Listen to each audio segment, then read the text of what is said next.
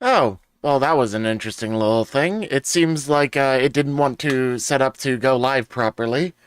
So now we are live, hopefully. Give me just a second. I'm going to refresh it. Yes, we are live. Cool. Nice. Amazing Yay. production. Well, we are. You see us as 5 minutes late because we ran through the whole 5 minute intro thing, but the 5 minute intro decided not to go live because my stream deck decided to not cooperate. So I apologize about that, but hello everyone, and welcome to Unlucky Rolls and our new campaign. Ooh. Clap. Ooh. I demand you applaud. Yay! I'm 100% clapping and totally the mic isn't picking it up. All right, I'm going to wait just a moment longer to see if we can get our last player in before we start, but they may not be able to join because power is an issue. Yeah. Yeah, it's storming a few places. We were sort of talking about Games Workshop and merch and stuff. Yep. And how if they made any cosplay where it would sell like crazy, and how popular Total War Warhammer 3 is. Because, yeah.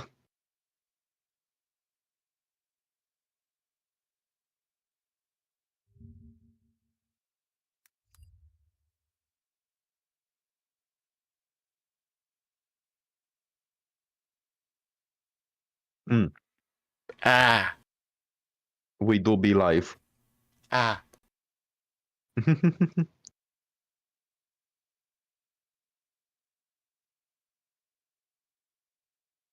Alrighty. This is an incredible show, guys. Yes. Yes. I am always glad to have 6 as my biggest critic.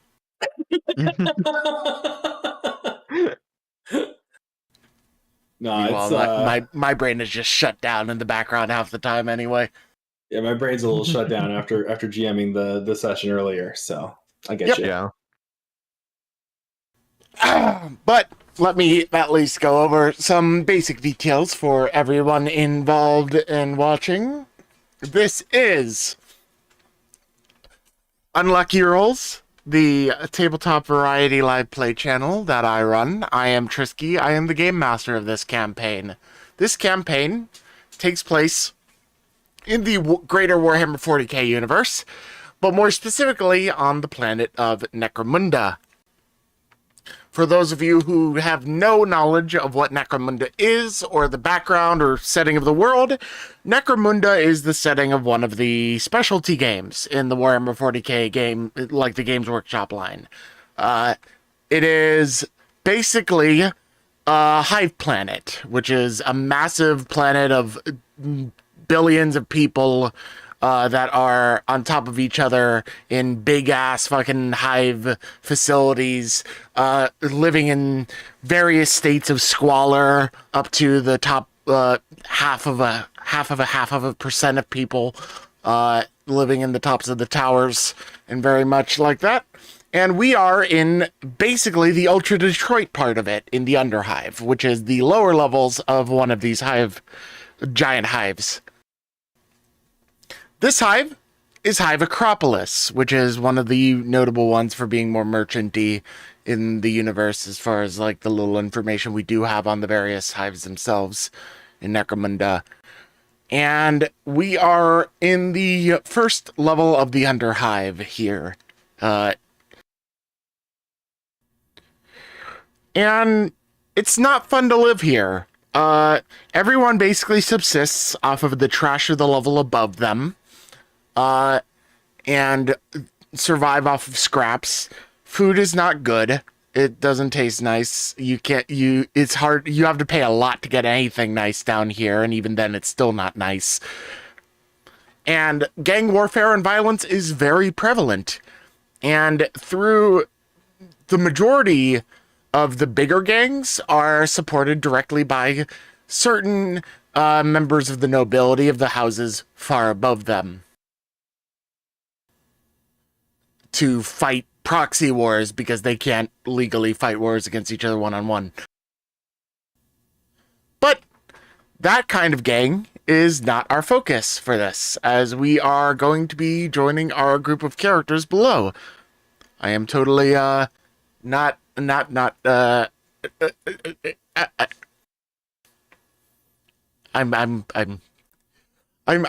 quite obviously stalling a little bit, seeing if our last player can get in. But for the record, their power went out because Florida is shit. Yep. Hard agree. Confirmed shit. So that is why they aren't already here, which sucks because they were really excited to play, and I've been excited for this, and it's not fun that things don't align. Can't the fucking campaign line up properly for once? Never mind.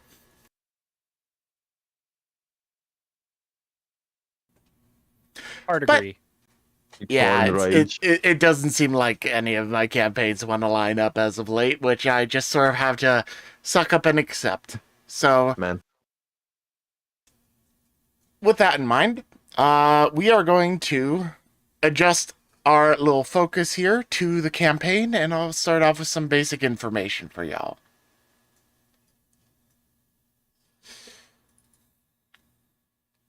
Let's see. How do I do this?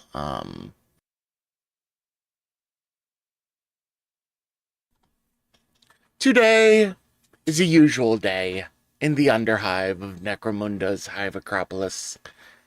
It's dreary, to say the absolute least. The upper levels are disposing of their wastewater as a small rain of less than appealing liquid falls down into this level. And so the closest thing to rain you can experience in the underhive is covering the roof of everything in toxic liquid and waste matter. As we come down to view this, we see a certain fine establishment of the underhive known as the Snapbore Brew. It is much like any other underhive bar or tavern, a glorified trash heap. Roof is just leaky enough to be annoying, but solid enough to feel like some form of shelter. The lumens in the ceiling and street lamps outside all flicker to a point that they'd give any epileptic a stroke with ease. And there's no hint that there have been any repair attempts made as of late in millennia. The sound of billiards... Oh, that's not actually accurate. The sound of clattering, like, drinks and everything peruse the area as a poorly maintained speaker system plays off music in the background.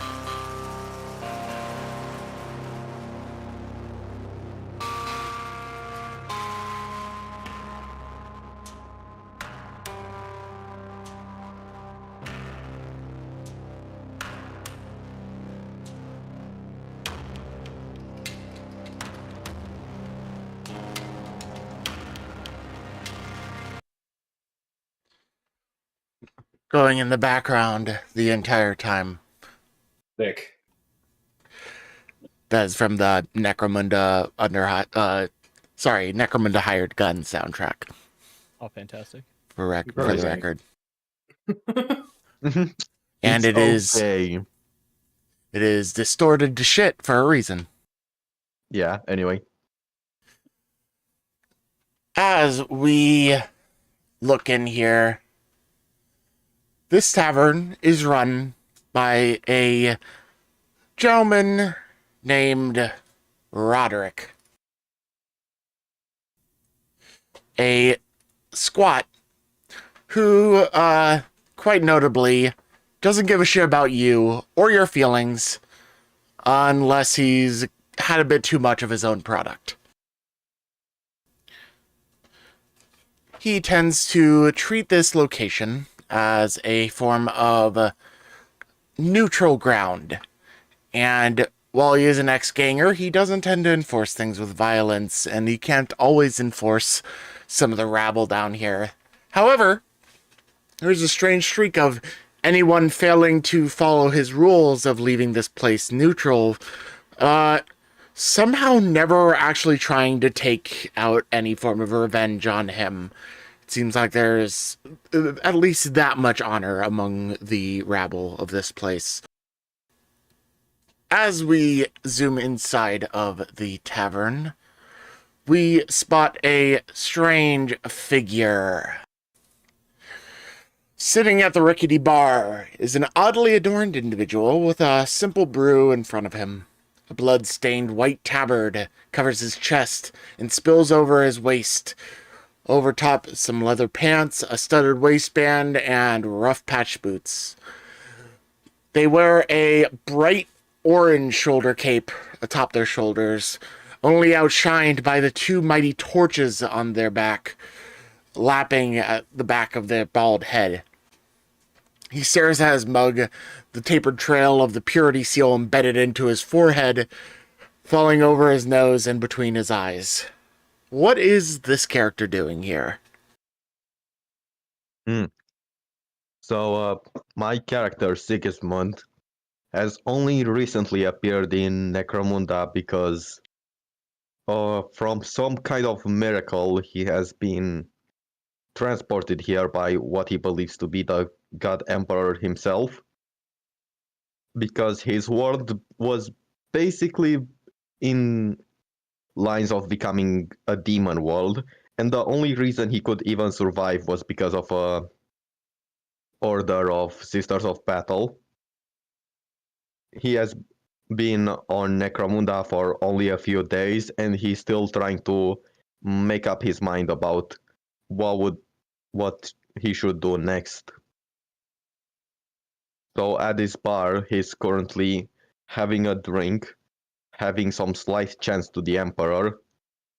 Roderick would probably tell him to quiet down, but at the same time, he's basically buying the closest thing he has to wine. So you're buying the good stuff. So he is paying some coin. Roderick just sort of deals and continues cleaning off the glass mugs that are accumulating slowly on the table from previous purchases and patrons of the tavern. Alongside this, off in the corner of the tavern, by the broken Vox unit, sits a stout figure polishing their gun. Long pink dyed hair falls down his shoulders and braids match those of his beard. He has blue symbols across his pale but firm skin, accentuating the blue eyes that are attuned to the details of the firearm which he holds in his hands. In his large brown work gloves, they are accompanied by his smith's apron and many pouches of tinkering supplies. This short one rests a boot on the table, covered in rudimentary metal padding, while careful not to topple over the large accumulated pile of ales on the table beside him. Now, why is this one here? I'm Cassidy Core Carver, and I've been working in the underhive my whole life as an ammo jack, helping everyone from gangs to families or just individuals maintain their weapons on a contractor basis. Recently, however, I've been feeling some discontent with my day in, day out, so I'm looking for something different. I head to a nearby bar hoping to catch people at their most honest. Drunk.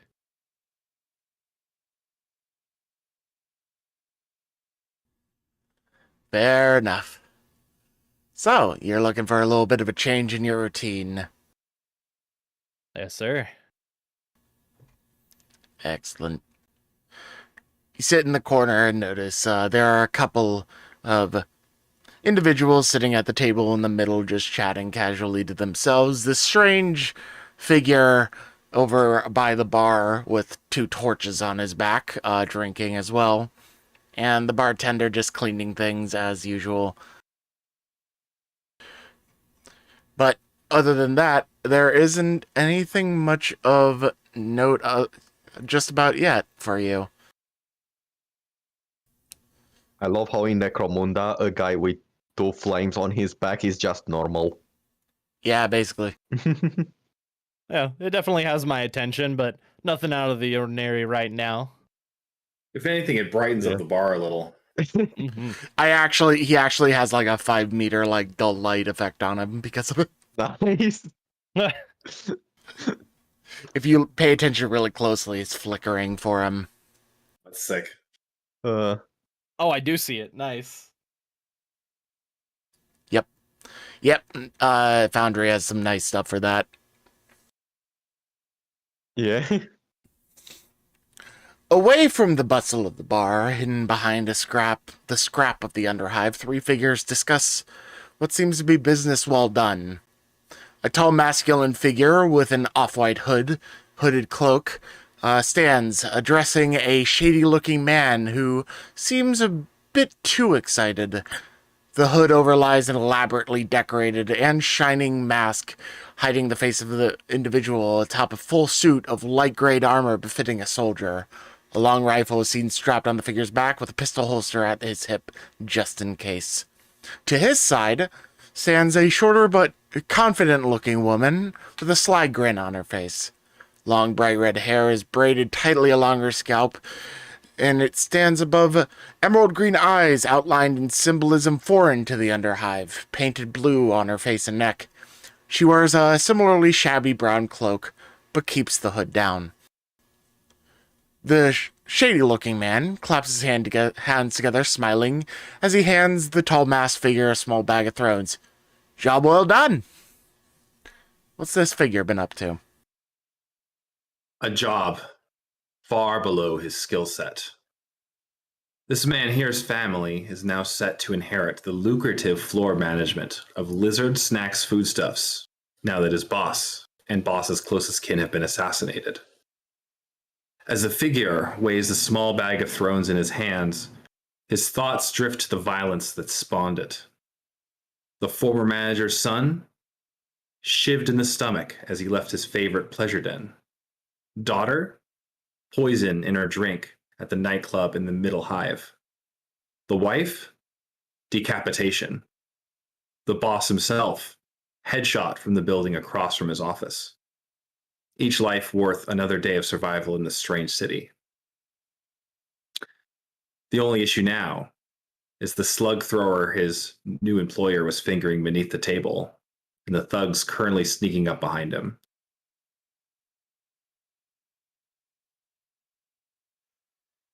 And with that, you hear the slow footsteps of something coming up around the corner out of sight as this gentleman pulls from behind a nearby barrel a strange, though rather par for the course in the underhive, a crudely handcrafted weapon of some sort, obviously a firearm.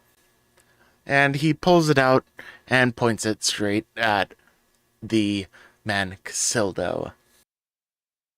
Yeah, Casildo will quickly reach into. He was expecting this, so he's going to quickly reach into his pistol holder, and instead of there being a pistol, there's like a self-assembling sword, like just drawn forth, and I'm going to cut the guy's arm off. Jesus! I was just gonna give you like a... Oh, shit! Casildo raises the sword up to the man's throat and says, "Be happy in your new position. This is not a loose end that needs covering up. Let us go." Whatever you say, bro. Then Phil's just sort of like dances out and away, heading past a group of standing gentlemen holding guns and looking at each other in confusion now that their boss has lost his arm, and how quickly that happened has thrown them off their game. So Casildo will keep his weapon out, but will walk past the thugs, pulling along his sister in tow as they try to head back into the bar. Hey. So, give me 1 second. Is down this way, I guess. I don't know where the bar is on this map. Yeah, Cool. because Yeah, we so he don't comes have... around the corner, and this is an incredibly made map. So you should be able to see an icon for a door. You should be able to actually left click on that to open it. I clicked on it, and then I can move over. It just says that it's open. Oh, there we go. It opened. Okay, cool. Then it'll come in. Oh, I lost track of Brazilla. Yeah, so into the bar steps this figure in a long white cloak.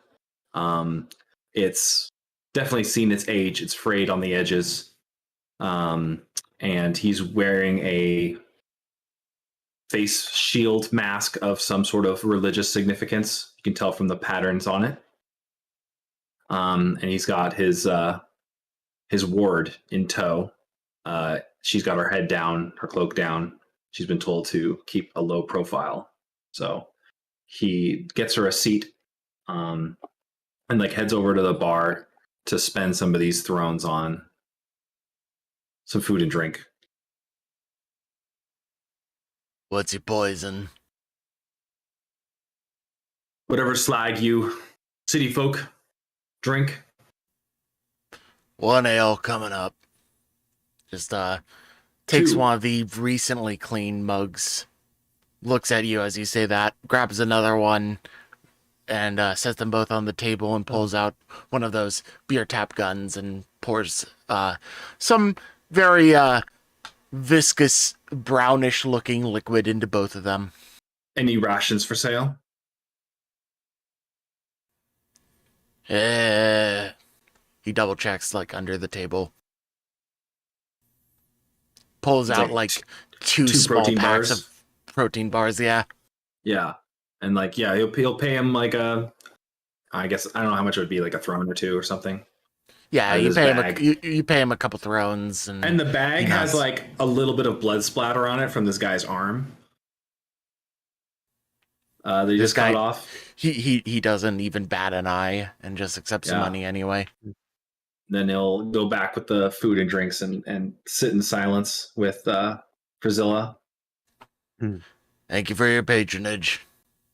Just goes back to cleaning mugs and then turns and looks at his friend still sitting at the bar.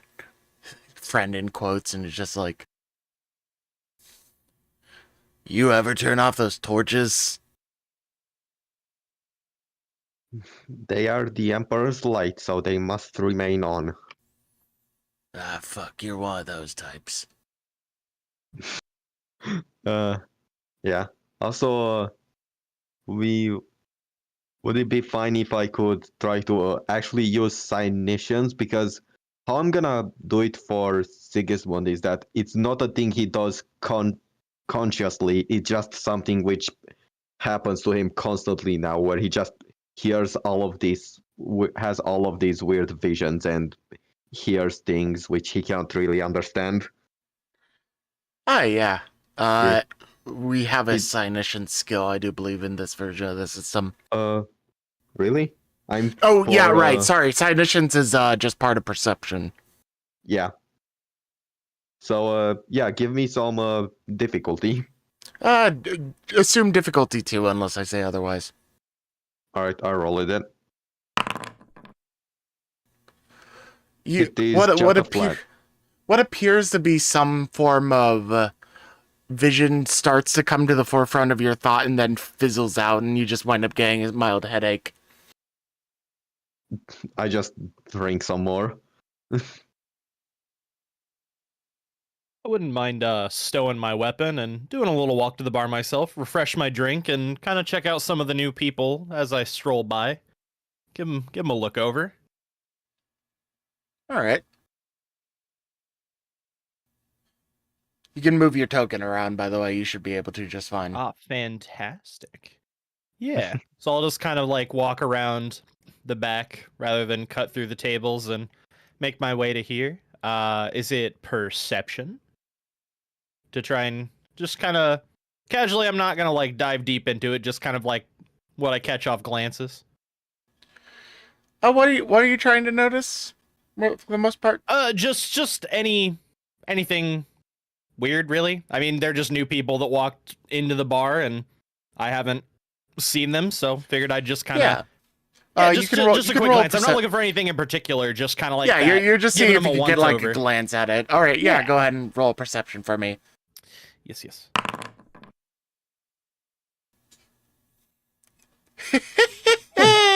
Damn. Damn, these two they came into the tavern, and you don't recognize any of their stuff, but they look like circus actors.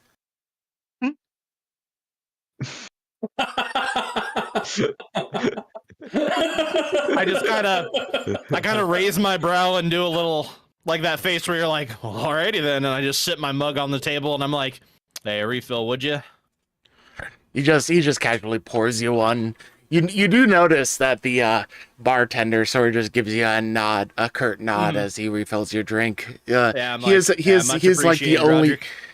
he's the only fellow squat that you've met in a good long time. Mm-hmm. And he refills your drink and he says, "Oh, just make sure you pay your tab at the end." Don't you worry, you know I'm good for it. Yeah, you are. Oh yeah, while you're at it, he just sets an auto pistol on the table and says, Mm-hmm. "Would you mind giving this one once over?" Of course, and I'll kind of like take a seat and I'll look over to the flaming shouldered individual and just do a little nod, and I'll kind of pull out some of my little tools and just kind of tinker on the bar. There's no one else, really around, and I shouldn't be bothering anybody. It's not a loud job. I'll just kind of tinker on it while I'm there.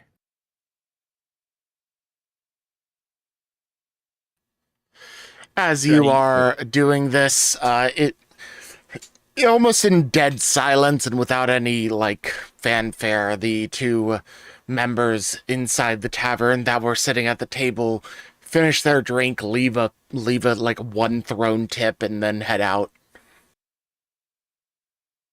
Okay.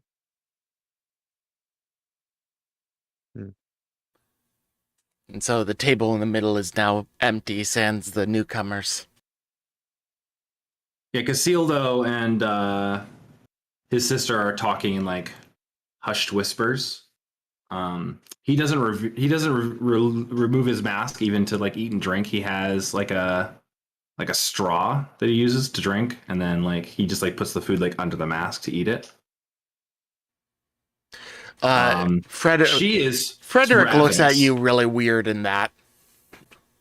But his doesn't sister say is anything. ravenous. Roderick. She eats her protein bar in like a second flat. Yeah. They've been starving for a couple of days. She is quite enjoying it and guzzles down the drink. And then looks over at the bar and looks at the other two, and she just sort of like taps her foot a little bit and just like, "So, what's next on the plan?" Well, now that we have a little money, we can think about what we want to do. It's we've been on the run for so long. It's difficult to think about what to do next. Yeah, fair.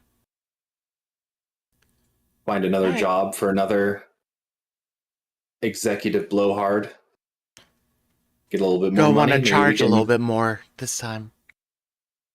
Yes. Maybe find ourselves a little place to stay till the heat blows over. And from there, well, who knows with the city. I sure as hell don't. This place has been weird the entire time. But it's gotta be fun. I know it's stressful not being able to see the horizon, but this is a place of opportunity, and we can hide here and they'll never find us. Aye, fair enough. And as the time continues to pass, it just seems like a normal day in the bar. The crappy music on the radio playing, still all staticky and broken up. And I just want to be slightly more specific that just in the meanwhile, Sigismund is drinking. He's basically quietly chanting for the Emperor to give him a sign and all of that to know what you're he doing could go your next. mumbling prayers to yourself. I Yeah. want to hand the gun back to Roderick and be like, Roderick, I keep telling you this. If you're gonna hit someone with the gun, you gotta use the butt of the gun. If you keep using the clip, you're gonna keep fucking up your mechanism. Remember, butt of the gun. Yeah. He just takes it back and he just like says, 3 of those are on the house. Thanks. Just like pulls the rack on the gun and puts it away. Yeah. Just I was trying to knock on the table. I'm like, pre-armed hey, to fire. much appreciated. Always good doing business with you. And as he says that, the door at the front, which did get closed behind the two as they left, once again, creaks open as a massive hand presses it open.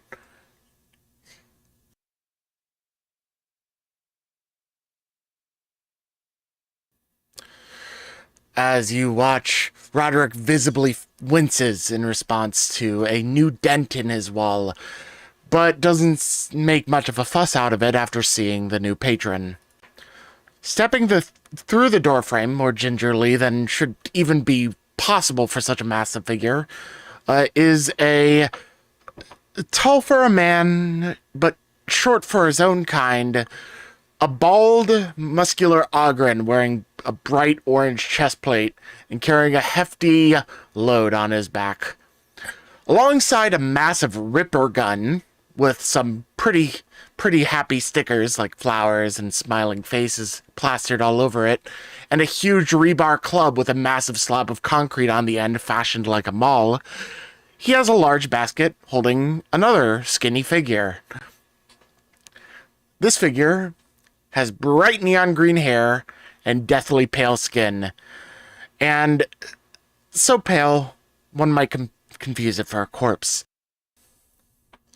The piercing blue eyes of a horribly thin woman strapped to numerous IV bags looks over the room at the scene before her, and her body from the waist down hidden by a solid steel basket attached to the back of the Ogren like a backpack. From what is visible, however, this thin figure seems to radiate a strong sense of personality. Oi, Creed! Been a minute since I've seen you. Welcome back, Roderick says as he holds up 2 disparately sized mugs of ale filled with some more of that brown liquid in recognition of the guests. Looking as good as ever, Roderick, and you have my favorite already. You're such a flatterer, replies the oddly powerful voice of this woman who has only been referred to as Creed on the Ogren's back, pointing to the counter for her companion to see as the towering figure begins to step over.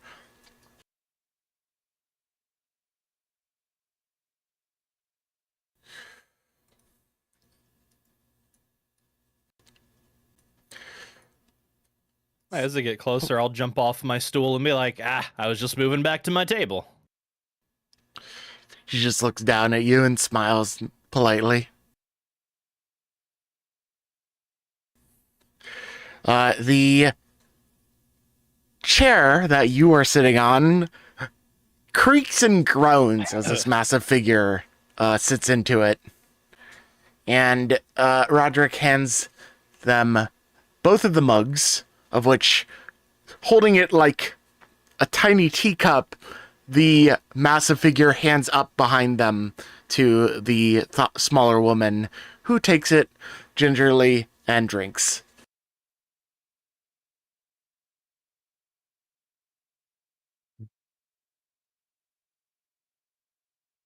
Sigismund just takes like one look at the ogre and he just goes back to drinking as he's worried about that something might happen now. I'm definitely watching intently. Not with any kind of like, oh, something's gonna happen, but just that's fucking different. Yeah, so for all of those involved and those who may not know, Ogren are one of the abhuman races acknowledged by the Imperium of mankind. They are mutated humans, significantly mutated humans, just like squats are.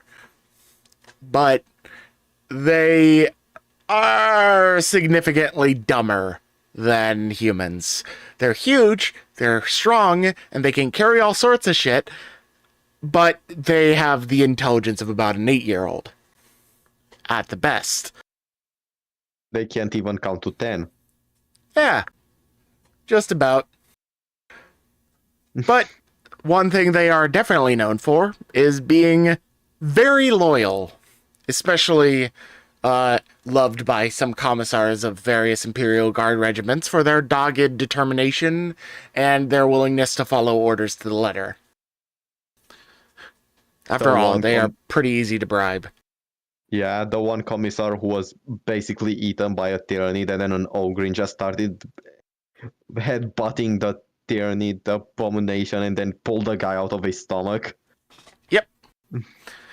There are tons of stories about Ogrins, but Ogrins are very notable in that respect.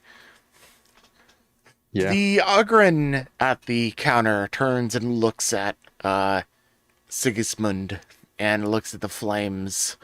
He doesn't move his form very much to avoid jostling his passenger, but he does turn and look at you, and you just see him sort of like dumbly staring at the flames on your back.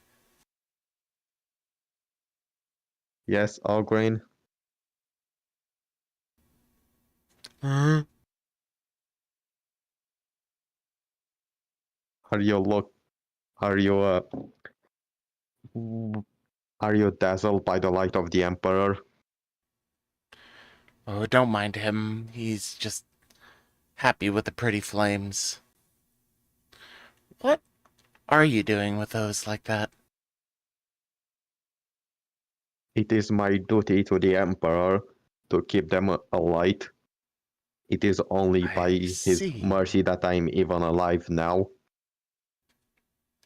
Oh, really? You've been through something, haven't you?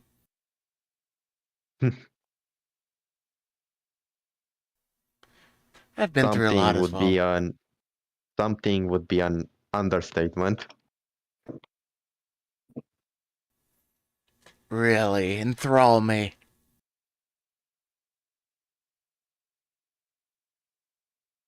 On my homeworld of let me check of my homeworld of Ammonius, which I totally didn't use a randomly named generator to grab. You're fine. The planet has been has been besieged by the most monstrous of things. Horrors beyond normal comprehension has conquered the world. It is only by the glory of the Sisters of Battle that I am still alive. And I am now here because the Emperor has sent me for a quest which I am yet to understand fully. Oh, I've heard about the sisters. Bunch of interesting types, to say the least. Never met any, though. They are one of the Emperor's best warriors. It's always nice to meet another woman representing. But I've been rude. Apologies. I'm Sarah Creed, and this is my fiance Gut. She pats the Ogren on the head very softly, and he smiles. Sigismund, follower of the Emperor, A pleasure. fully dedicated to him. I could say the same. She has a small, like, very brief coughing fit and then just sort of chuckles a little bit afterwards and continues to drink her ale. Yeah, she's like really weak physically, but she has an ogre soul. Yep. So she is basically strapped up to like 4 different IV drips simultaneously, and her skin is like deathly pale, and she has these almost cancerous looking welts on various parts of her body, but otherwise she seems to hold herself very well in spite of this. Yeah. I mean, unless she has something else, Sigismund for now goes back to chanting to himself and drinking. Yeah.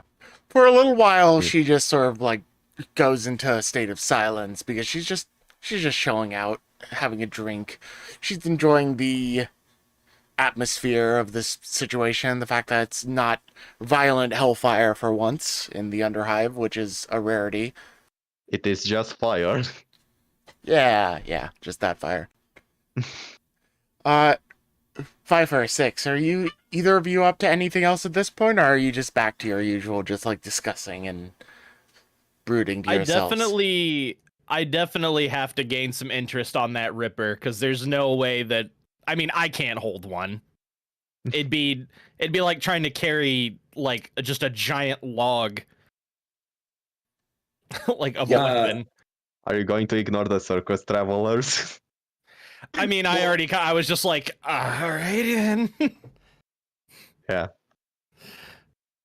I think Casildo is like he's like looking at Gut with like a concerned sort of feeling. Like, yeah, you didn't actually not- have any Ogren out in the wasteland with you. There weren't any in your group, at least.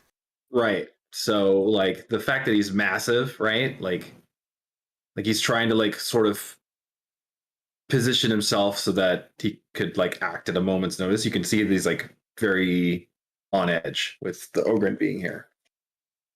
I definitely don't want to be on edge. As soon as Roderick like seems to have them be good company, I was like, friends of Roderick, no big deal. Yeah, Fair you're enough. pretty all right with it so far. Yeah, this is I think the first time Casildo's been to this bar. So like you're not Yeah, used this is to the him being first a time. This is the patron. first time you've been to any bar in the Underhive, from what I gather. Pretty much, yeah. He's just At he least- just at needed least- some.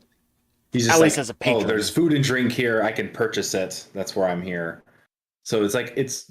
I mean, it sounds like Pfeiffer's character. I forget his name.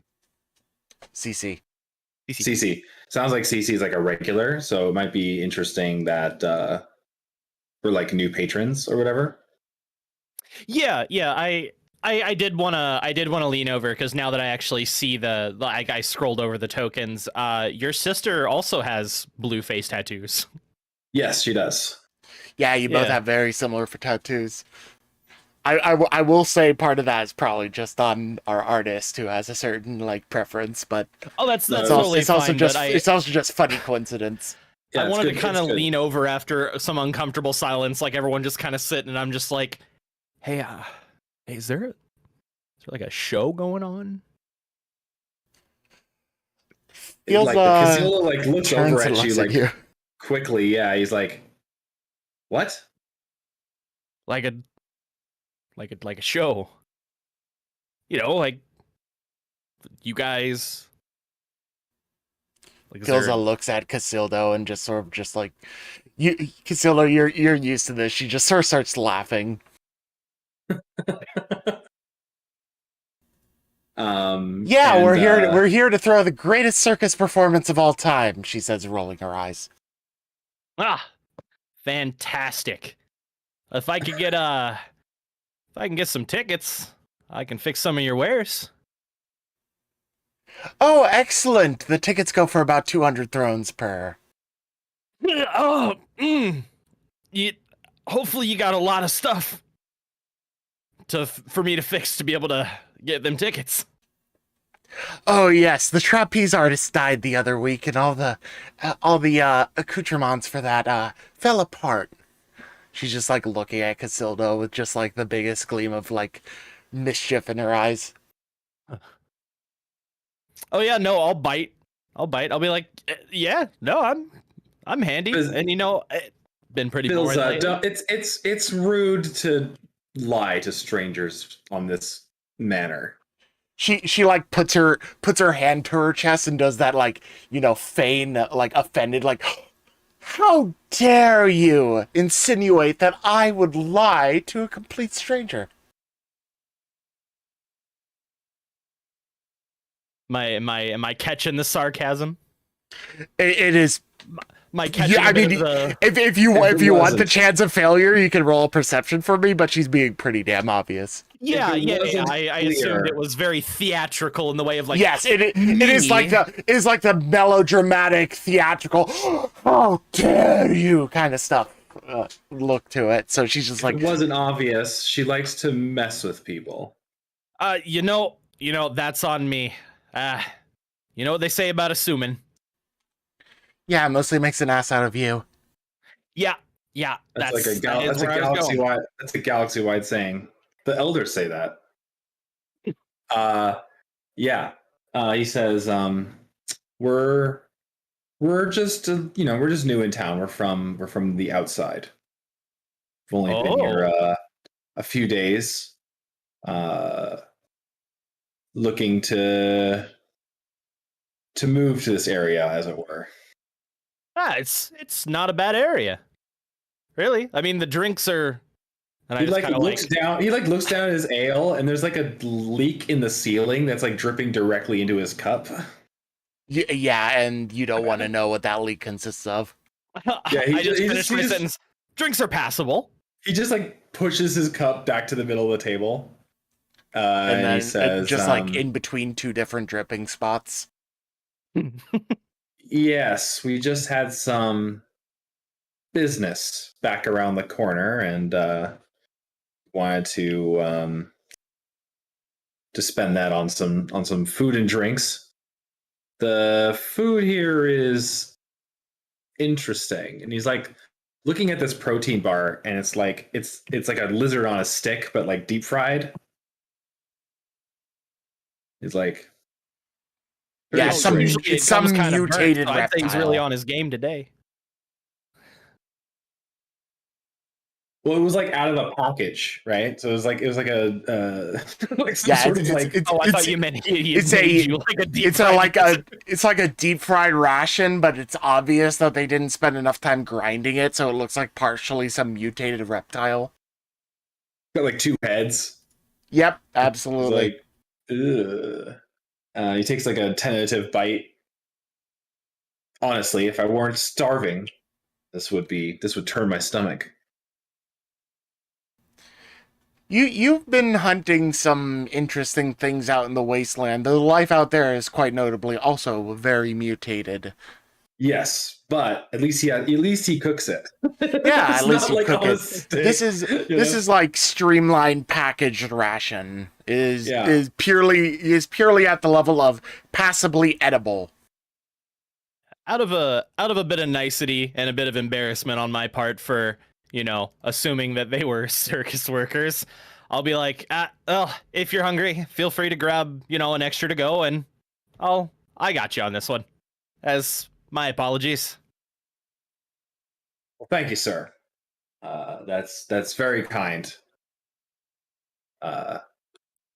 It's surprising to find folks with even a little bit of charity around here. Easier to gain work when everybody likes you. Yes. Speaking of, you're some sort of weapons expert, armorer, something of that nature. Yeah, of the sort. I'd say I'm well versed. I'm having a miscalibration problem with my rifle here. I could pay you to look at it. For sure. Let me give it a look over, and then just glancing at it while I'm sitting here will honestly keep me busy. So I'll look over it, and if it needs fixing, then we can discuss pay. Yeah, he'll like walk over and like pull it off from on his back and like land it on the table. and like go back and sit down. Mhm. And he says, "Yeah, it took a couple to hit the target last time I fired it, so it must be off slightly to the left, I would say. Slightly to the left. Alrighty. I've bumped it a few times on our quest in city. Right. The Right. doorways are short. I mean, honestly, the fact that there's not teeth in the barrel is it's a step up from some of the guns I've had to work on. And I just kind of look over at Yeah, you've never seen this. I look design over before. at Roderick and I just kind of do that thing where like you point the two fingers to your eyes and then you like point them at the person like I'm looking at you. Fucking pistol whipper. Roderick just sort of grunts and sniffs and goes on with his cleaning. Yeah. Yeah, but I'll look over the gun and such. So, were you born in the city?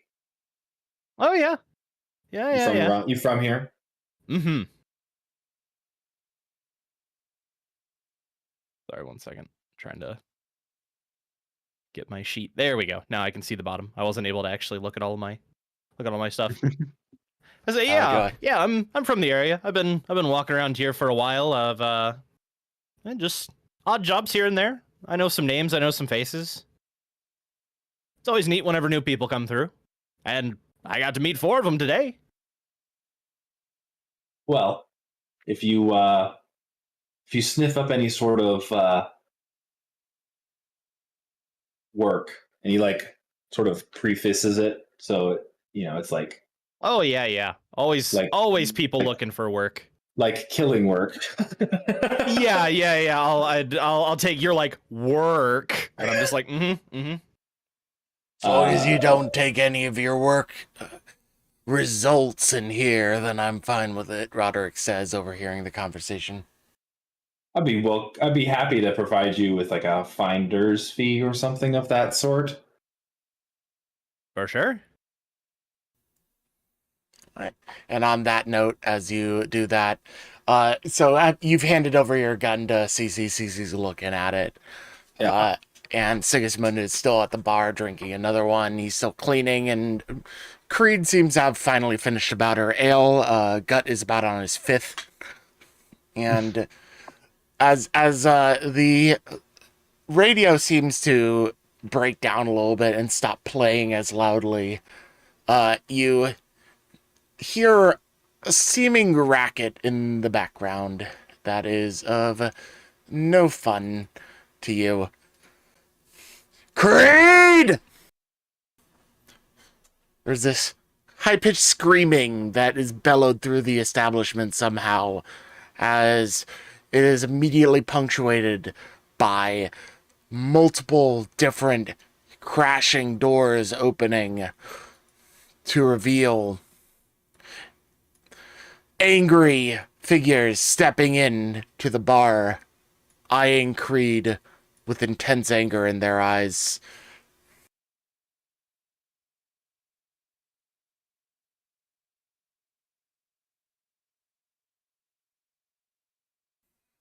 Nice fade. And from the front door, yet again, this poor abused door finds itself kicked open, pressing a dent even further into the wall from Gut's previous endeavor, to reveal a tall, lanky man who somehow, the paleness of, even seems to surpass Sarah Creed. Damn.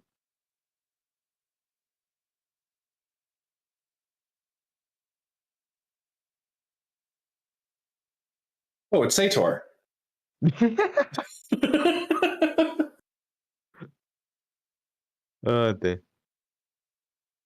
Oh, I love like the anime intro. That's sick. He looks across the bar furiously at Sarah Creed. You're right, asshole, you are sending the fucking Arbites after me, you dumb whore. And he just looks at her and she smiles softly and turns and looks at him over her shoulder. This tall, pale figure wearing a long black trench coat flaring behind him with so much circuitry-based tattoo work on his body, you would be surprised if he weren't a circuit board himself. And she just says, "Look, Torque, got apologized. I offered to pay, you declined. And you weren't worth my time after that. Now don't go running Roderick's bar. Don't now don't now don't go ruining Roderick's nice bar with some petty disagreement."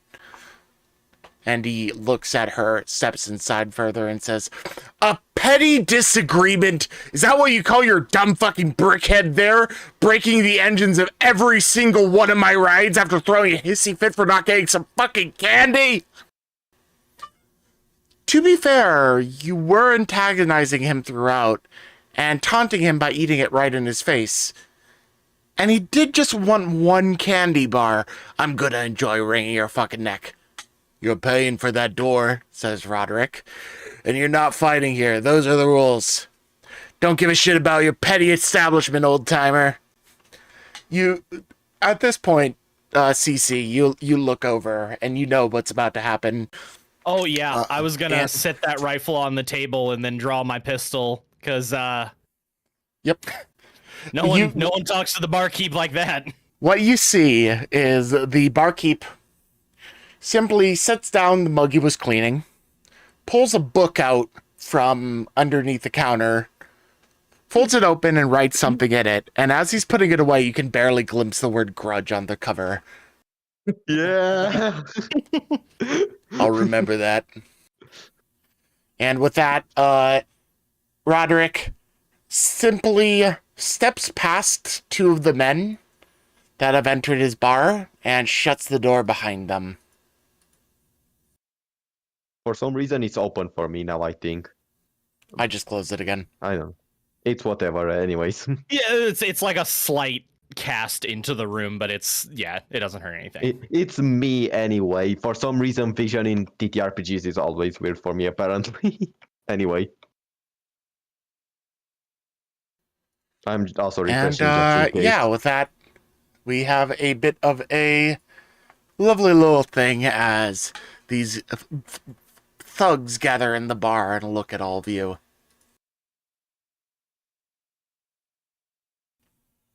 Now, CC has quickly just pulled out the gun and gotten ready to fight.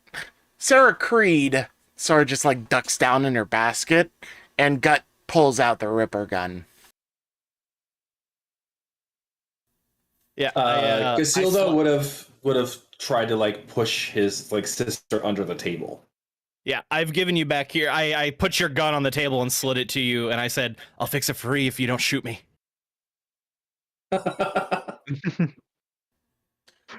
Phil's ducks under the table, but pulls out a stub revolver she has on her person. And so, yes. This is going to be our first encounter in Genesis. Sick. So we're rolling cool, right? Because this is not like a surprise attack. No, they pretty obviously announced themselves before the fight started, so you don't have to deal with any surprise anything mechanics. So yes, we are just going to roll initiative for everyone. You just roll pure cool with nothing else, or again? Yeah, you just roll with no difficulty. Yeah, I forget how to roll with this freaking sheet. You click on the dice itself, like the green and yellows and all of that. Oh, Yeah, okay. you click on the dice. Took successes Gotcha. to advantages. Like get rid of the difficulty. You right click on it or you downgrade. Oh the yeah, there we difficulty. go. The way you actually roll initiative a little bit better is if you, in the top right, there's a combat encounters tab. It's the second one right after chat. You roll your die there. Yeah. Gotcha. Oh. Can I right click on this and set it as initiative or something? Probably not.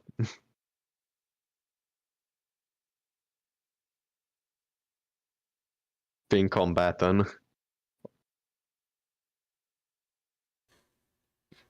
I'll just roll to Interesting. see how it works there. It doesn't appear to be work. Yeah, so if I cooperating. click that. Makes sense. Oh, I need to tell it to stop. Roll all. I'm gonna click it. No. Oh, begin combat. Yep. Okay, so now we can click the little dice. It is cool because it is not a surprise, and we are rolling initiative for everyone. There, that's actually pretty nice. It goes straight forward. Oh, that's cool. I How do I am- roll? How do I roll initiative on that? I actually rolled already for all rolled. of you. It rolled for everyone. I can just tell Oh, it to so I roll for rolled- everyone. I rolled 0.01. Nice. Yep. Nice. Yep. Nice. Meanwhile, The initiative is very interesting in this. Yep. Meanwhile, I'm fucking second. You know what? I didn't get wait, is that worse? Hold on, I had success 2 and then my new one's success 1 but advantage 2? Yeah, advantages are tie breaks, so they're the 0.01 or whatever. Okay. Yeah. And we can use the advantages for various things whenever we roll. I'll adjust yours to be the roll you initially made. So you and I don't mind. you and Casilda both got your rock. 2.2. 2.02.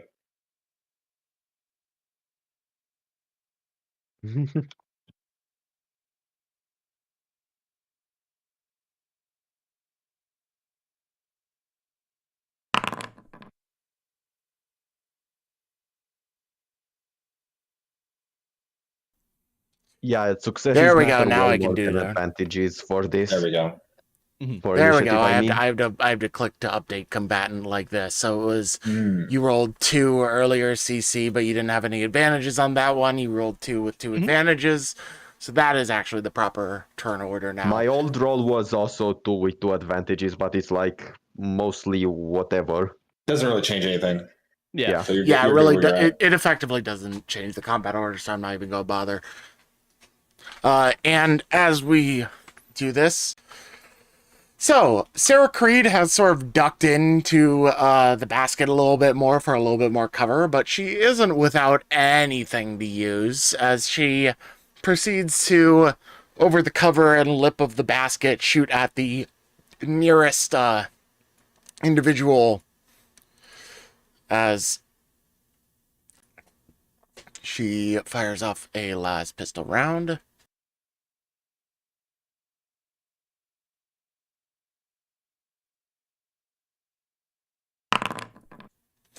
She will miss. As she does so, she fires the gun, and instead of backing up to avoid it, they press even further forward into her, getting within close range. But that is about the most she is able to do as we proceed to...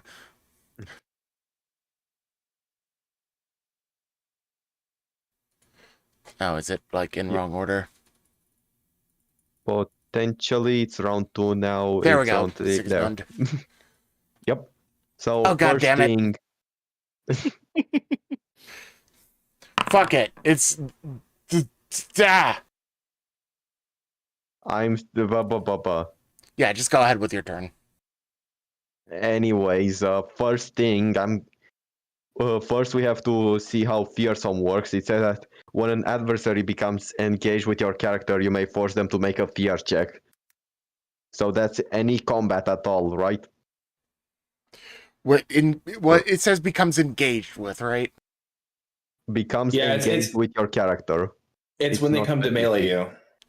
Yeah, Good. basically within melee range. Yeah. So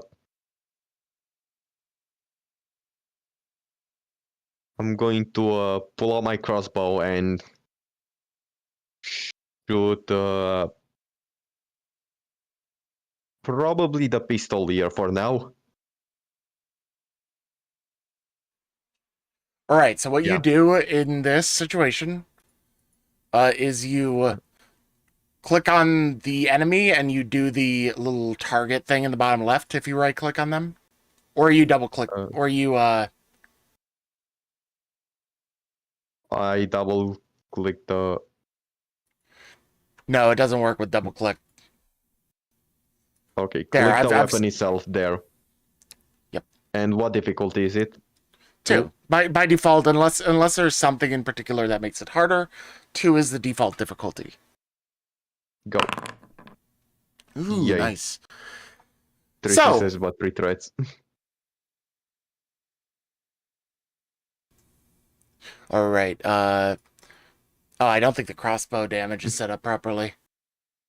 Its damage is supposed to be 6. At least from what I have in my inventory. It also has Damage prepare 6. 1 and it also has prepare 1 and reliable, and I'll have to check what those actually do.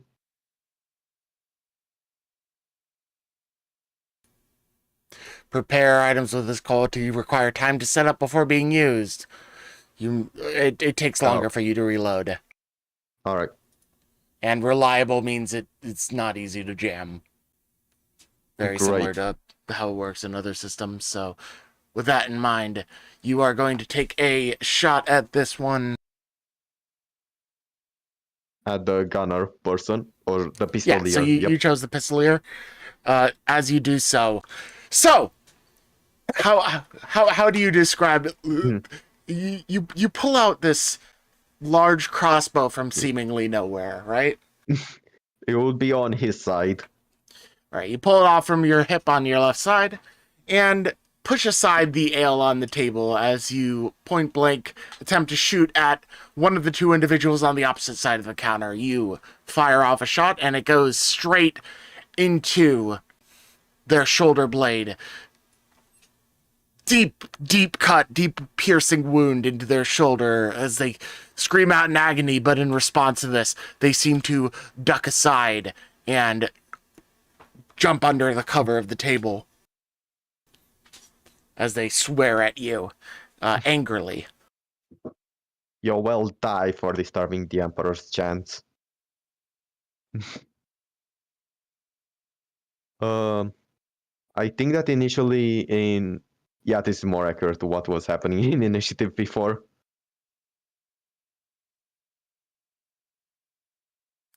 And can I also make a move or?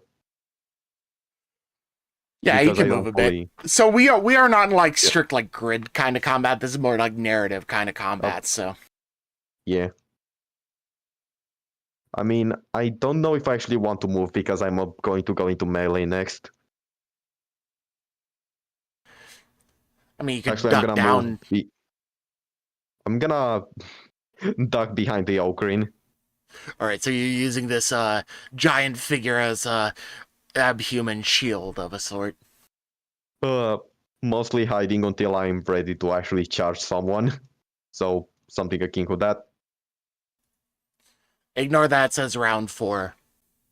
That's all I'm gonna Yes. say. Yes. That's the work of the heretical chaos gods, which we don't know about. Then you've got 3 threats to spend on that crossbow attack. Trisky.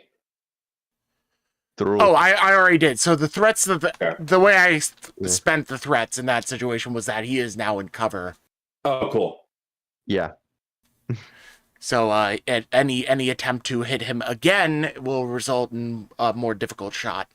Anyway, So, it is now Filza's Rahim turn. yes, feels underneath the table, still basically in cover of some sort, but in a sort of awkward situation, lifts up the auto pistol that she has.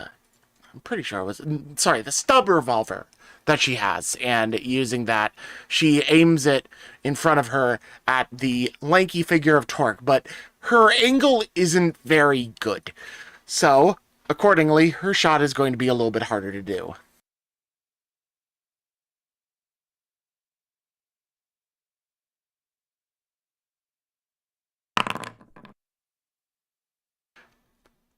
All right.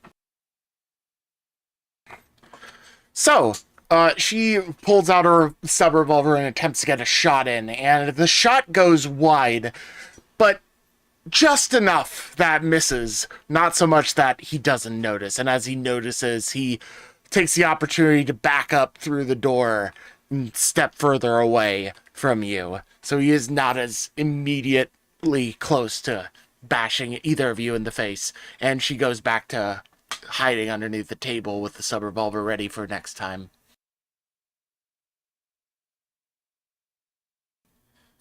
And that is about the end of what she is able to do. CC. Yeah. I'm going to jump up onto the table.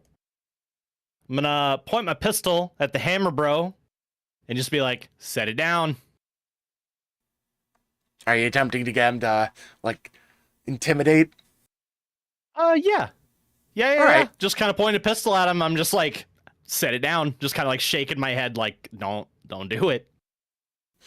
With that... Alrighty. Where is that? Coercion? Yeah, it's coercion. Coercion. Boop. Any increased difficulty? He is currently surrounded by number one, like only one of his allies is wounded. His commander is still there, and they have you guys surrounded in a way, so he's pretty confident. We're going to say it's about like a difficulty 4, actually, so 4 Alrighty. purples. Damn. You somehow managed that, in spite of everything. You pull. It's the table. It's the fact I'm on the table. I look taller. The intimidation raised.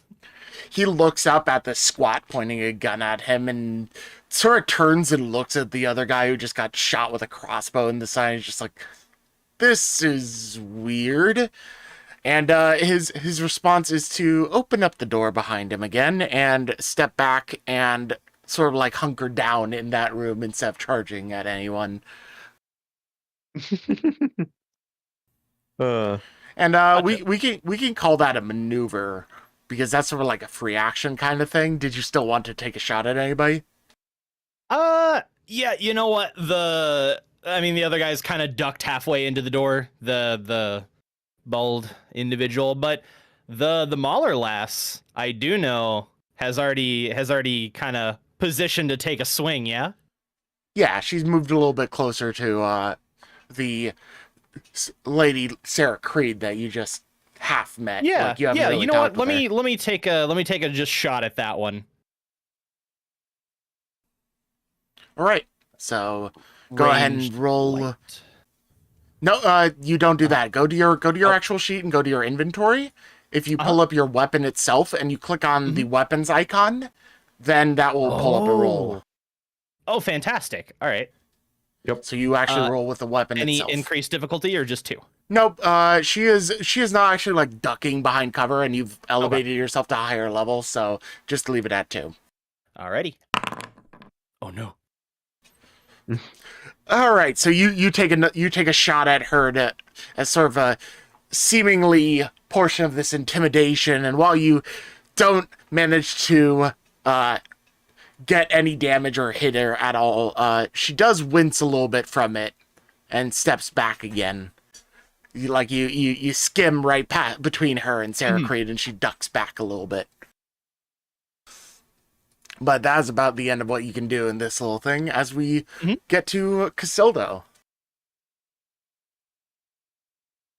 Yeah. So Casildo will pull out his sword from his pistol scabbard and move over to this guy in the doorway, Torque, and try to open him up an extra hole with the sword. So he's going to sweep at him. So what's his defense? He is a little bit of a harder target to deal with, and he's a little bit more practiced than his compatriots, so it's going to be a total of 3 purple die for this. Okey-doke. And can I get a blue die from the advantage from Filza or shot? Yeah, he's a little bit stumbled, so he's not as prepared as he could be, and this is all happening really quick. He's a better combatant, but he's been off put a little bit, so you get one boost die. Cool. Bam. All right. I come and I need the damage on your weapon, but extra successes do extra damage, right? So every extra success after the initial one does a certain amount. Yeah, so I do. The weapons is damage 6. Yep. I believe every success beyond the first one adds an additional point of damage. And I think that melee weapons are the damage is increased by your brawn. So I've got 3 brawn as well. All right. But I could be wrong. It's possible. I'm not sure if I'm trying to remember from playing Star Wars, so it was a while back, these rules. So, All right, no worries. yeah. But you have 2 threat to spend on that.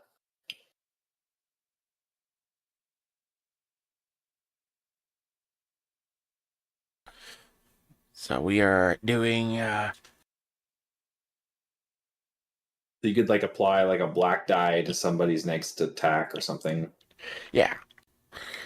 I'm just seeing if I can pop up the rules for some of the stuff really quickly. Yeah. You swing out your sword at this gentleman who obviously does not appear to be friendly towards any of you right now, and he seems to react to this very poorly as you take a big old chunk out of him, and with a grand total of 7 plus 3, about 10 damage, you take a big meaty chunk out of his chest, and he is bleeding quite notably, still standing, but he is not pleased at all with anything that's going on right now. As he does so, what he does, how the threat is being spent, he is going to, instead of holding on to his auto gun, he is going to take the moment and the impact of it and very quickly flip the gun on a like bandolier over his shoulder and pull out his axe. So he already has his melee weapon out now. Cool.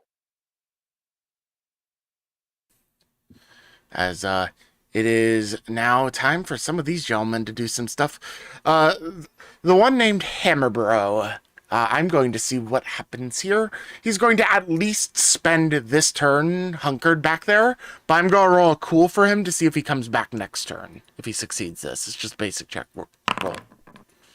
Nope, he's still a bit buggered, but he's in pretty solid cover, so he's not going to be an easy target at the very least.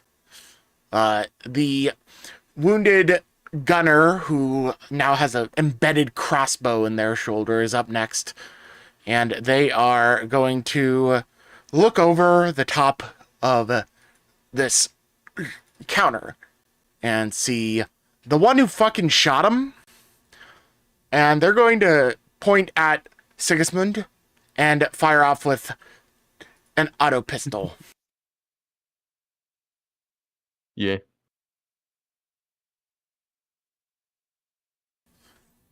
And this is a little bit of an interesting thing for them as they roll that. They do succeed with an advantage. Yep, they succeed. They are going to use that advantage to get off another shot attempt with their offhand auto gun. They will fail that, and they generate a threat that you may use as you see fit. But they pull out that gun, aim over the counter, fire off, and hit you, and you take 5 damage to the chest from the first auto pistol. But their second shot goes wide and cakes the wall of the establishment behind you with bullet holes. How much damage does his auto pistol It's do? 5. And I have 3 soak, so that's 2. Yes. Yep. Thanks for reminding me that soak exists. I keep forgetting about that. Yeah, I only know that because I checked my chainsword and it like ignores 1 soak. So yeah. AP1. Yep. And with that in mind, the strange gentleman to their side does a quick hop onto the counter here, trying to get up front. I'll probably use that thread to be able to pull out my chainsword or something. Yeah, I'd say that's fair. So go ahead and you have pulled out your chainsword. They pop onto the table really quickly, but have a little bit of a weird balance issue as they do so. Regain their balance a little bit, but it does stifle their movement as they then hop down and over into melee range and swing a shock maul at what appears to be at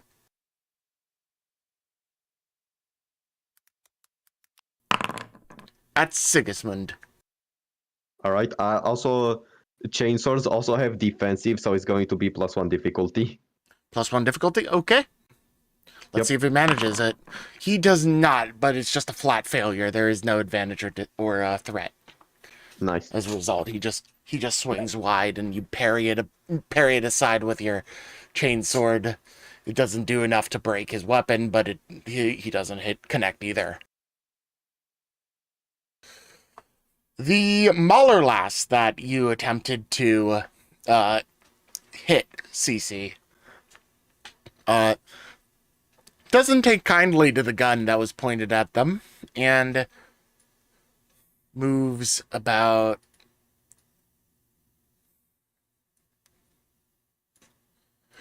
she positions herself here and then attempts to charge towards you at the table to hit you. Mm-hmm.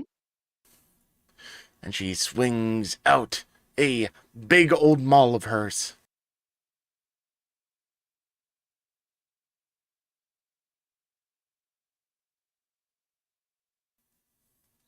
And you are actually on the table, which makes you an easier target, arguably. So I'm not going.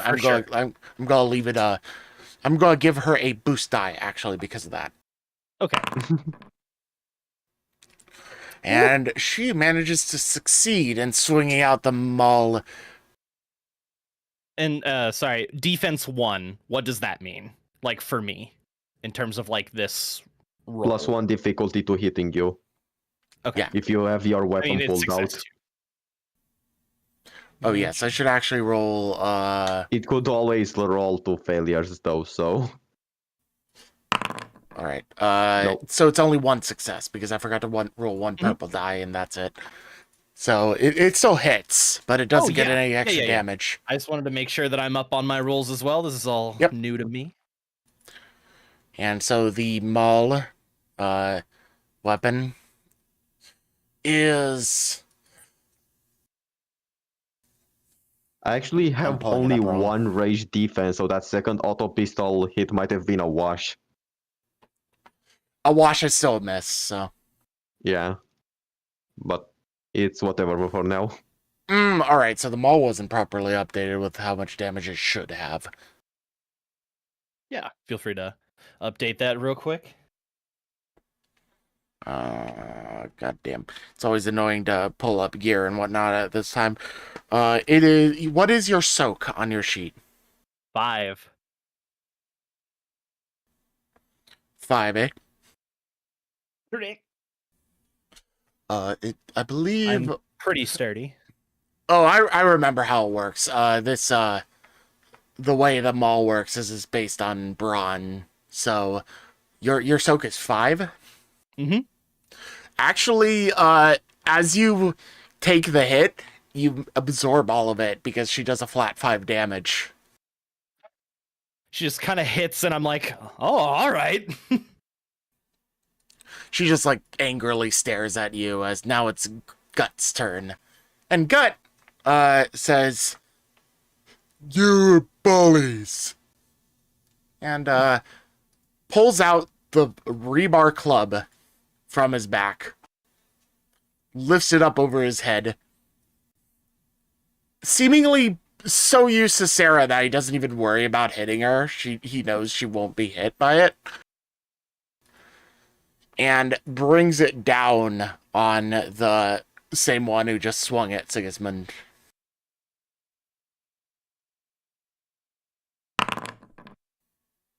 Bully! Oh god. I forget this guy's defense. Okay, that was a total of 4 successes, so it's base damage plus 3. damn, he is not happy. As he is pounded flat into the floor, currently prone, and coughs up blood, but still is breathing somehow. Damn. And Gut, now that he's prone, he's not really worried about any repercussions. So Gut and walks away a little bit, taking Sarah Creed with him further away from these two, because his goal is to protect her. As that is what happens there. Coming up, after being cut into by the strange masked figure, this guy is just like, look, this isn't about you, this is about her. Why the fuck are you even fighting anyway, you pussy?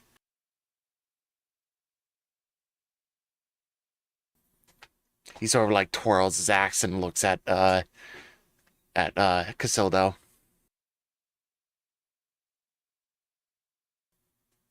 Casildo doesn't have anything to say in response to that.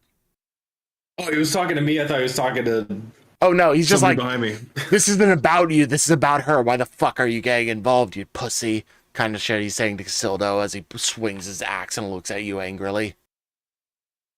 Don't bring violence and expect not to get violence in return. Fucking honorable type. Your type always die down here. And he swings his axe at you. Yeah, I got defense 1 in melee and a defensive weapon. Right. What's the defense rating? Because, yeah. Defensive 1. So you're at 2. So, like, was that 4 purples? It's only 2 because I'm pretty sure it's 1 purple per defense, or at least I think so. Oh, Unless he he meant 4 has- purple total, as in the 2 normal and then add 2. I think everything is Oh. 2 difficulty in combat. Yeah, like but I'm by not sure. default. Oh, is it 2 extra on top of the normal 2? Damn. Yep. Alright. Fail. All right. He pulls his axe and attempts to swing it at you and swings wide as you bat it aside with your blade and you put him off balance. Yeah, so I'll use that threat to give myself a blue on my next attack on him. That works. Scoping around, Sarah Creed, as she's being moved, points at the same guy on the ground and attempts to blast him with her las pistol. He's splayed out quite easily as a target, so he's not going to be hard at all to hit. And so she... Not even sure if his defense should count in this because he's just on the Yeah. floor. So she does not have much upper body strength, so even though it's a light weapon, it still is rough for her. But she does have a decent chance here, so she misses. But that makes him, like, curl up in the fetal position, so he's definitely in no good position to swing at anyone or even stand up next turn, as we skip over to Sigismund, as she Yep, cannot move on her own. Time to attempt to fucking execute this guy, I guess. So, rolling my chained sword with no difficulty. Yeah, no purples. Yeah. Wow, it Yeah. succeeded. So, you bring your chainsword down, and how do you end this guy? Just straight up bloodily decapitating him. Yeah, you just bring the chainsword down on his neck and murder him, as he is Yeah. no longer a combatant. And after that, I'm going to point my chainsword, bloody, still rumbling, towards the pistolier and attempt to intimidate him. You're pointing at the pistolier now that he's dead, and the pistolier still has his crossbow bolt in his shoulder. He managed to get a basic shot on you, but you're going to have to attempt a coercion for me. Yeah. Do you say anything, or are you just waving your Yeah. gun at him? Chainsaw. And he Chainsaw, will say, surrender and the Emperor may spare you.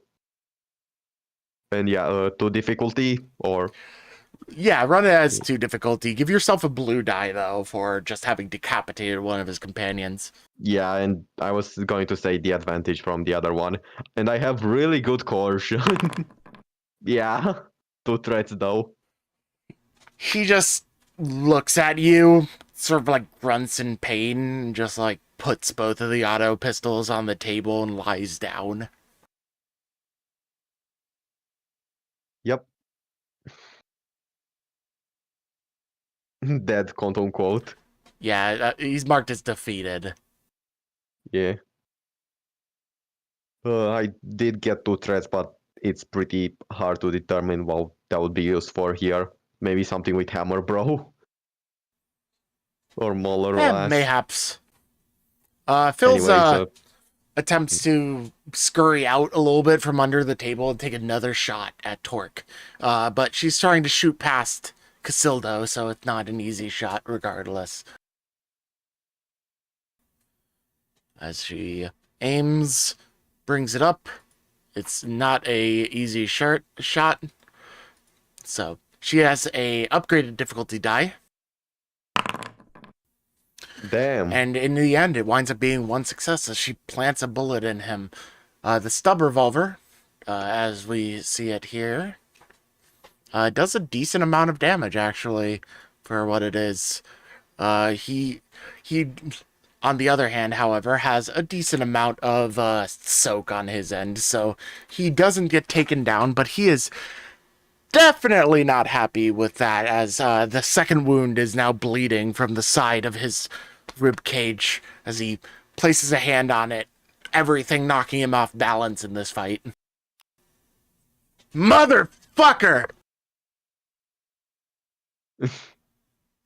And Phil's scurries back under the table as it comes to CC.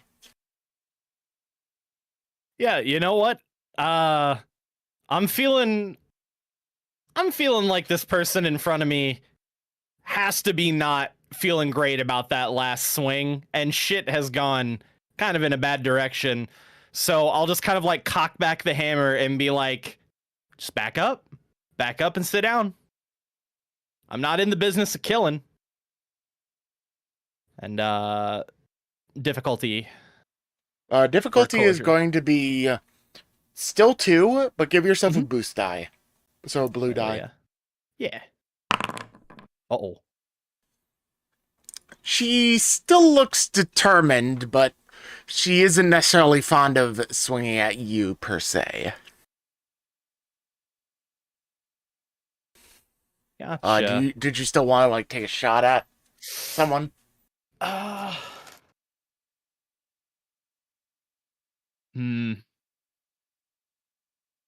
will...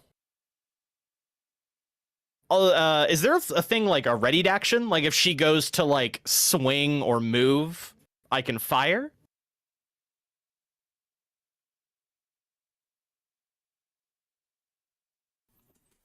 Yeah, there are readied actions. You could set up like an if-then kind of scenario. So if this circumstance is met, I will do this.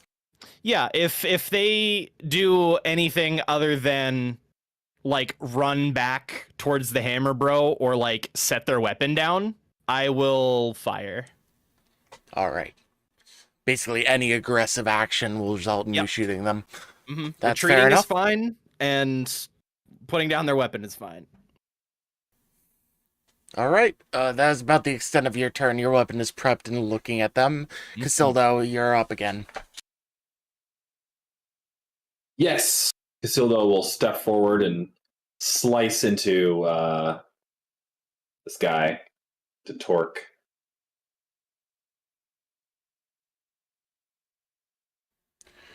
All right. So and you said he was 3 still and 1 blue? 3 still, and you have an advantage. He's off balance. You have a blue. All right. Okay. You take another swing into him. You have 2 successes, so +1 to whatever damage you had. What was your weapon's damage? Like, what's the base damage? And what's your 9 brawn? total with the brawn. All right. Are so One question: are advantages supposed to be like, oh, you get 2 advantages on your weapon with a necessary 2 for crit, and now it crits, or? You can choose So to you spend can your advantages for crits if you meet that criteria. Different weapons have different Right. amounts that they need for crits, but 2 tends to be the default. You need like 4 advantages to turn a thing into a crit or something like that. Yeah, it's a lot harder. Two advantages means I can give a blue die to any one player I want for their next attack. Yeah.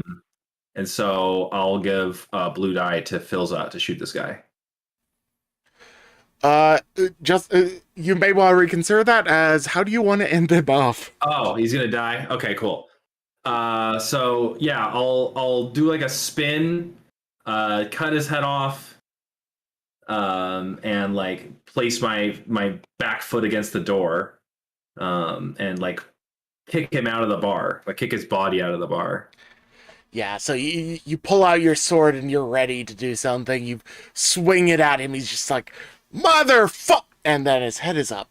And he is on the ground, lying 3 feet out of the doorway, gushing blood onto the floor, as he is no longer even remotely capable of doing anything to y'all. Yeah, and yeah, so Casilda will still give his blue die to Philza whenever she does on her next turn.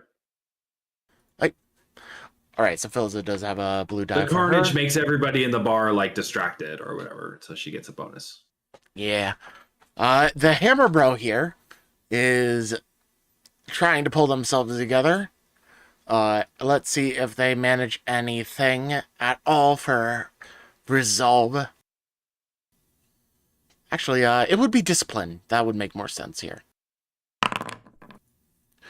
Nope, they're still holding that corner. So the Hammer Bro is hiding around the corner with his hammer. He's not charging anyone, but he's holding it in such a way that if anyone comes around the corner, he's like to swing at them. And with that in mind, the Mauler lass, I'm going to have her make a bit of a check as well. Let's see if she's still willing to do anything here, or if she sees the writing on the wall. She just saw her boss beheaded. At least one person is given up, another one is still cowering in the corner, and the last one's dead as well. So let's see what she is going to do here. It's going to be a bit harder. She manages to pass her discipline check. She just sort of like shrugs it off a little bit and makes a motion to take a swing at CC. So go ahead and take off your reaction shot here. Add 1 black die because you're like in melee range for a gunshot, but Right. Here's a cheat sheet of That works, things yeah, you can I'll pin spend that. your advantage on and triumphs on, or enemy threat. Destroy a target's equipment or limb completely. That's funny. Yeah, if your opponent Yeah, but rolls that's 2 like- threat, you can. that's you like can 2 do that to triumph. them. No, that's not threat. That's triumph. Oh, that's the triumph. Yeah, that's yeah, yeah. Those are the crit symbols that you only get on like the yellow die. Right. All right. You do not manage to get that shot in. As she takes advantage of that threat to give herself a blue die on the swing at you. Yeah, And this time, she isn't using a regular maul, she's using the offhand shock maul.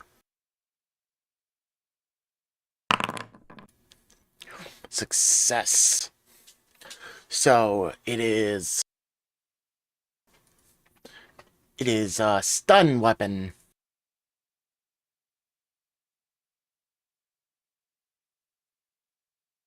Oh yeah, and the crit statistic on your weapon determines how many advantage you need to crit. Yeah. Yep. Yeah, that's how that works. That's what it is. Yeah. So there is stun as a mechanic. Nice.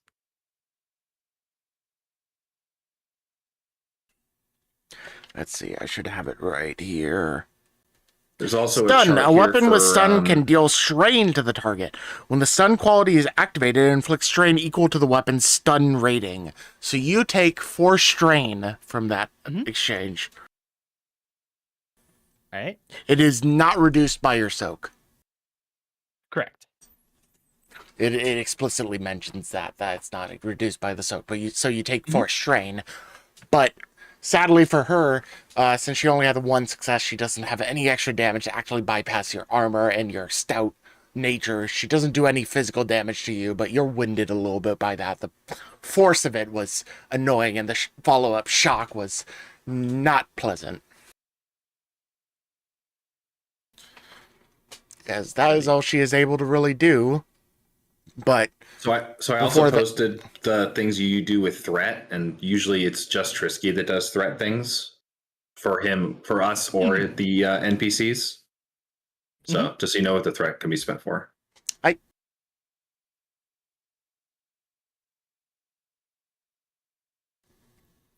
Yeah. All right. Normally, I would be able to add a blue only with 2 threat, so we'll keep that in mind going forward. But yeah, that's her turn. She ducks aside behind there, and there is now 2 threats that she has generated, which all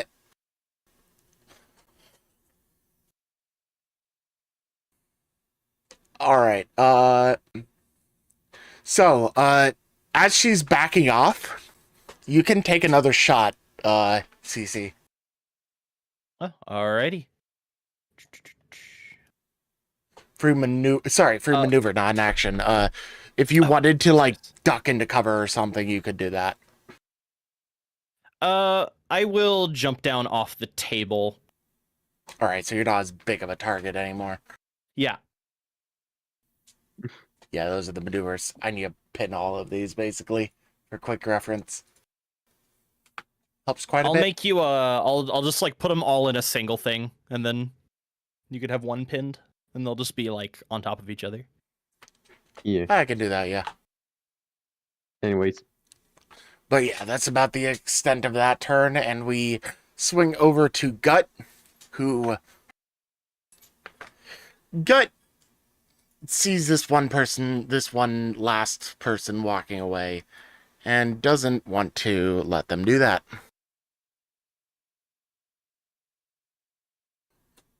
Being a proactive bodyguard, he moves forward past CC and swings his rebar club down at the last one. Bully!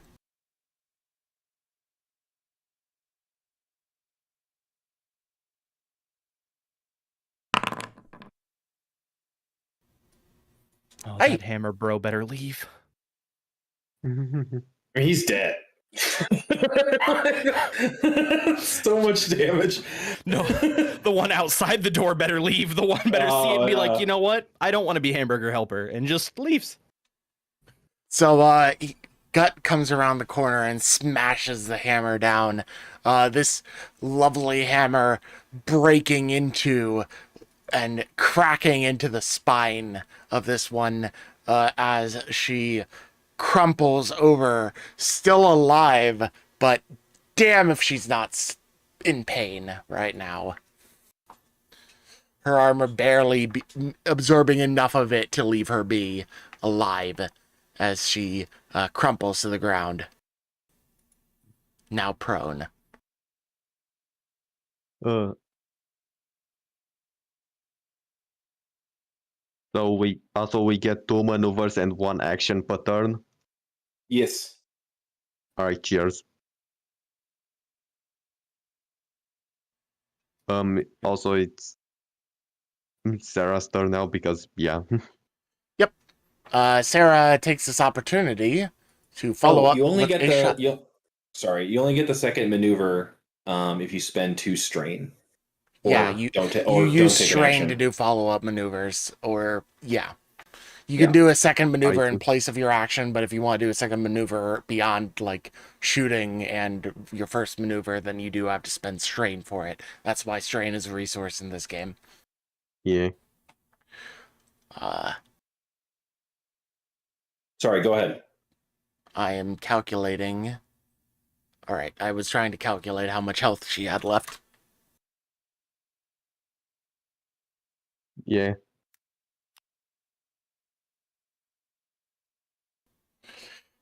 Sarah Creed points down and takes a shot to try and finish this off. She is still not in a very good position, but they are also prone, so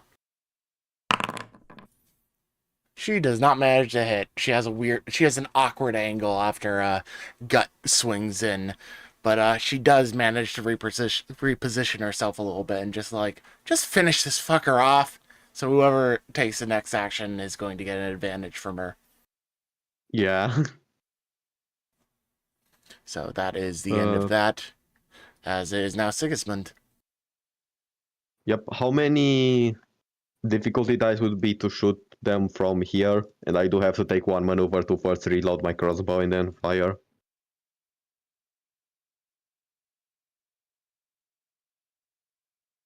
Or I'm basically asking what's their defense right now? In What's their total. defense? In total, like 2 dice, 3 dice. Oh, their defense is the usual. The one on the ground is going to be a defense like 0, basically, because they're prone and they're an easy target. There. Uh, It's sometimes like it's way easier to hit a prone target with melee, but it's harder Well, with range. But in it this is, situation, yeah. it's yeah. So when the target is prone, you're going to add a black die. Yeah, but for this So one, setback. she's not intentionally being prone, so like She is Yeah. also disoriented, to be fair, yeah. because of his So weapon. no difficulty and 1 blue die. Yep. Also, I'm using my first maneuver to reload the crossbow because it needs 1 maneuver to do that first. And go. I succeed. All right. So you managed to do that. Actually, is it another maneuver to take out a weapon or not? Doesn't seem like it's It would be a whatever. bit of it would be an incidental, I think, in most circumstances, unless Interact it's with like, gear. put away. Is it maneuver? Yeah, that is maneuver. Give me 2 strain then. Yeah, Or so I'll you give take myself a you strain. take 2 strain from that to do that. Pull out Yeah. the crossbow, and in a bit of a quick action, lean over the counter. Take 4 strain because you have to move to actually get line of sight as well. Well, no, you can only do max of 2 maneuvers a turn. Yeah, Yeah, I'm and going I to just cannot allow it. reload I'm and just going to still allow do it that. in the one-off, but Sure. in general, it is only 2 maneuvers. So you super strain yourself to take the kill as you lean over the edge and fire a crossbow bolt into the head of this last one who still seems to be combating, as she just ceases breathing and has an impacted skull, Yep. among other things. Sigismund was just really bloodthirsty, what can I say? And with that, the last gentleman, seeing the writing on the wall, is like, you just see like a small hammer fall on the floor here as he tosses it out and surrenders. And that is the end of combat. I'm assuming that the current has to be like what we are calling yeah. Wounds are reversed in this. Anyways. Yeah, it seems like the way this wants to handle it is inverse, so current is how many wounds you have taken and how much strain you have taken, not how much not how much you have left. Yep, anyways.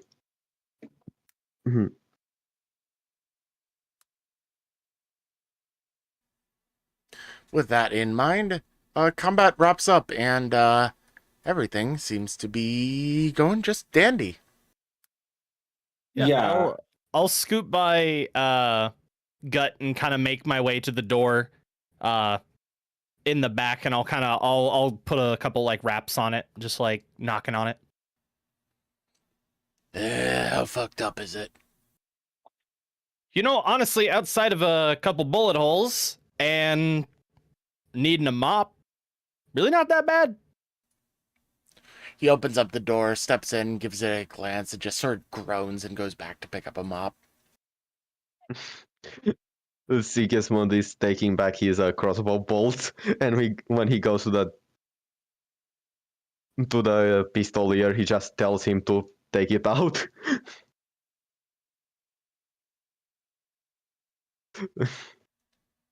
Yep, He basically asks him to. the pistolier looks at you, sort of like a little bit angrily, and pulls very, very aggressively pulls the fucking thing out of his shoulder and hands it to you as his wound starts to bleed fresh, and he just eyes you like angrily. Consider this penis. Penis. Penis. Penis. Consider this penis. Yes. Mm-hmm. Penis. Mm-hmm. For attacking a chosen of the Emperor.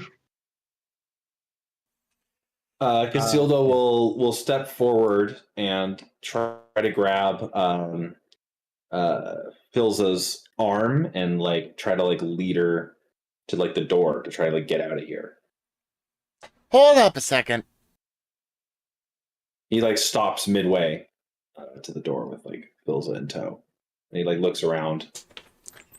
Sarah Creed sort of just like having put away her las pistol and looking at you, just sort of just like clapping her hands together, just like, that was a very good performance from you.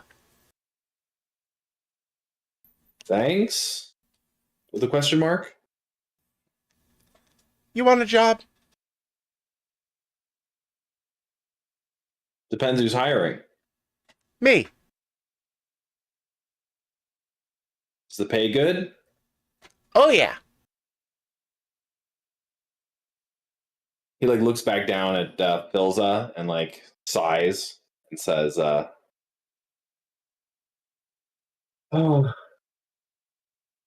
tell me more about this job." I'll throw up my hand as well and just be like, yeah, I'd like to hear about that. Oh, you're all invited. Y'all performed very well. Except for you, she points at the pistolier. And you, the guy in the toilet. She points at the dead people. And you gestures to dead folk. Yeah. There are the corpses are lying about as this one, the pistolier and the hammer bro sort of collect their things minus their weapons and leave. One of them ripping off part of their clothing to act as a tourniquet for their arm. Yeah, would I be able to assist with that? I mean, just for the he doesn't argue with you. Oh, assisting. gotcha. He just kind of. Oh, okay. Yeah, I wanted to assist, just to like close up the wound and give him the pat on the back and be like, "Get out of here, troublemakers." He just sort of looks at you. He's in that sort of thing where he's like, he obviously doesn't like any of this, but he knows he's outgunned. And they both proceed to leave the scene outright. He's just taking his losses and leaving because at least he's not dead. Yeah, Both of them are. He's lost a couple pistols. The other guy lost his hammer. They can recover after that, but they can't recover from death. Yeah.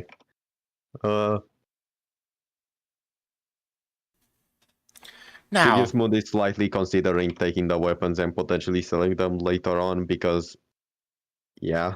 Yeah, if I pick up like the pistols and I kind of like I gesture for you to have one. He just yeah, they're see two if basic that- auto pistols. That guy he kicked out into the alley has like any money on him. Yeah. So Or you like identification or anything. So you rummage through his stuff. There's Liv. Yeah. Live is live. As combat is done and our last player finally gets enough power back to talk and chat. It's amazing. It's a sad timing, but what can you do? Florida. Florida. Sarah Creed turns and looks at Casildo again, and noticing him step out, turns and looks at the other two and says just like, I can wait. And as you step out and look at the body of Torque, Torque, now beheaded, has a small satchel of thrones on him, about like 20. Casilda will just take it. Just not even offer to share it with anybody. Just He's 20, gonna take it. 20 thrones. He's just going to take it and then go back into the bar. Yeah.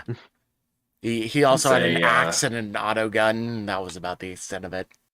Yeah, his weapons are garbage. So he throws them to a couple of bums on the other side of the street. Says, "Go wild." I have a question. What would you say is the general idea for the ecclesiarchy on what they do with the dead? With Depends the on the dead planet. in this kind of situation, Yeah. throw them in the gutter. Say there's a They're- dumpster. Yeah. It's like They're- probably They're underhive trash. yeah. True. So it's like probably just get what's useful of them as to not waste anything and then, get rid of the body. Like, anybody who's part of the ecclesiarchy down here is either A, part of a religious, Yeah. cult gang that is super overzealous even for Imperium standards, or B, down here very temporarily and doesn't give a shit. Yeah. So my character will be looting the bodies to an extent, but yeah. Yeah, in total, between, the other ones, you find about another 15 thrones amongst them. They didn't have a lot of money, and they didn't bring a lot of money for this. I get a whole whopping 15 to my credits then. Yep. Great. I'll just be like, I want to hear more about this job, and I just want to drag the body outside, right outside the door as I'm listening.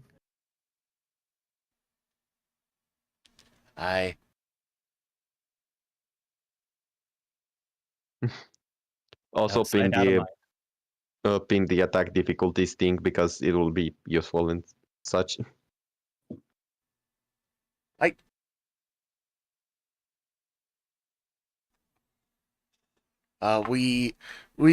She sort of just waits for Casildo to step back into the bar and turns and looks at you all and says, I have aspirations. You lot seem like the type that could help me get those. Fulfilled, she says after a short pause, and just sort of just smiles at you and says, I am trying to put my hand into this whole gang war thing. But you see, obviously, I'm not the best type to do it on my own, she says, holding up her arm very limply before dropping it again. However, if I have anything to offer, it's my ability to organize and lead. And I will pay, of course.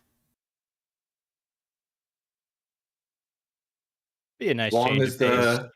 as long as the thrones keep flowing, you but Fair have to enough. ask. Could I roll another science scene here or? Yeah, go ahead and roll another side missions after the fight. Yep. Perception. It's the ogre and that's the psyker. It's the ogre. It's still so weird to click on the dice, but yeah, no, 2 failures but 1 advantage though. So if you look at the social encounters thing, you can spend that advantage to recover a strain, give a blue to an ally's next check, or notice an important detail. Important detail. That has nothing to do with what you asked. Because you failed. Amazing. Yeah. Yeah. Yeah, Yeah, you I'll, can't I'll really- stroke my beard and be like, all right, I'm ready to follow some brain over brawn this time. Would he might detect something from Filza, Trisky? So Sigismund, what you don't get any vision like you're hoping for or anything of the sort. In fact, the migraine just starts up a little bit again, but as you do look around the room real quick for a section after a short wince from the pain, and you notice like a faint light that seems like otherworldly lingering on top of Filza for just a moment as you pass your gaze over her, and then it goes away. He's not going to think too much about it for now, other than he will only think that's potentially a sign from the Emperor, with it being like a light. Yeah, it's just like this brief, like, little light, but the next time you look at it, it's gone. Yeah. Singular Small will just respond to Sarah by just sort of saying, very well. Excellent! Now, let me show you all somewhere I really enjoy being. Also, can I recover one strain, or was that the advantage? It's an either or thing. Yeah. Right. Anyways, Yeah, you can recover that. alrighty. And with that in mind, Yeah.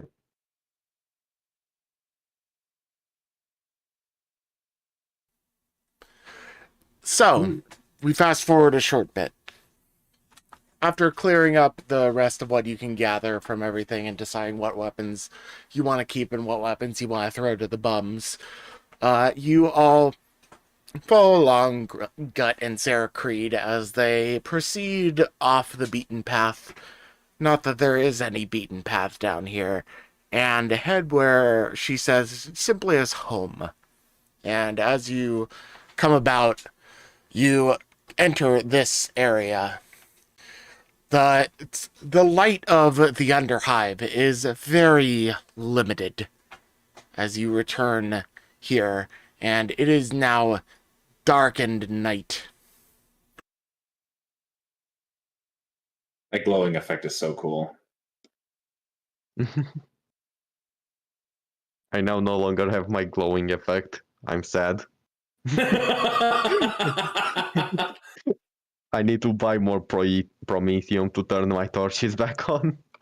Yeah, your torches lost a little bit for a moment. You're just like, Keeping the light of the Emperor's got to be expensive. Yeah, so Casilda will like follow them towards the doors. I'm assuming Filza is here as well somewhere, but it's not important. I hadn't added her beforehand, but give me just a second here, and boop. There she is. Oh, it's not the token proper. Interesting. I need to fix that. Yeah.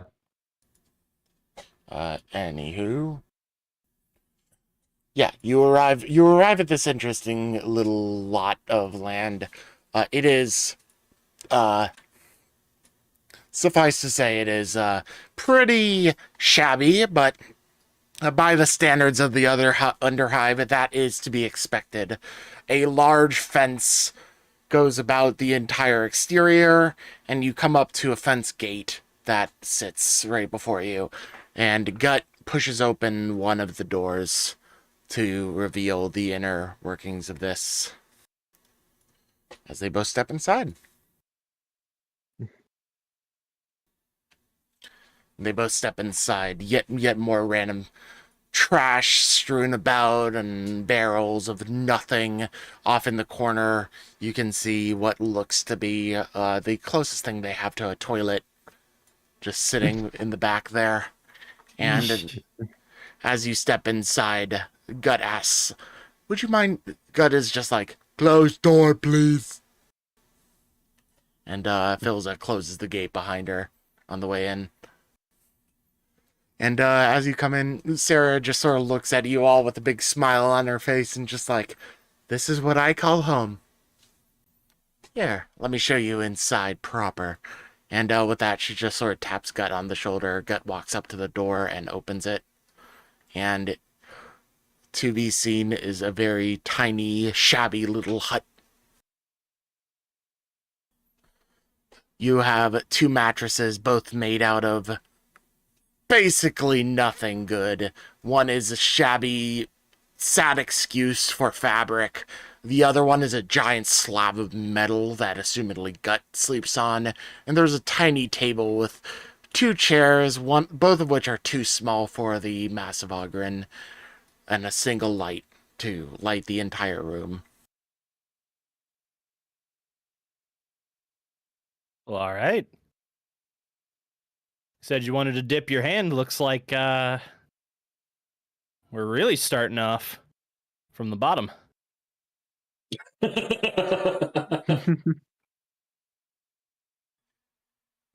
I have connections. I can start from the bottom just as good as anyone else, but first things first, we need to start, let's say, recruiting?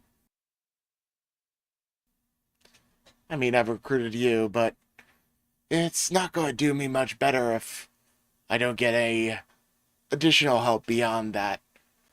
You know how to deal with yourselves, but I need people to run the day-to-day. At least once I have a day-to-day to be I might run. know some people that could pick up some odd jobs. Won't ask too many questions. Could do some day to day. It has been my life duty to make the people of the Imperium follow the Emperor's light. As when, long as it helps you out. When Sigismund says that, Castillo takes like a step to the left.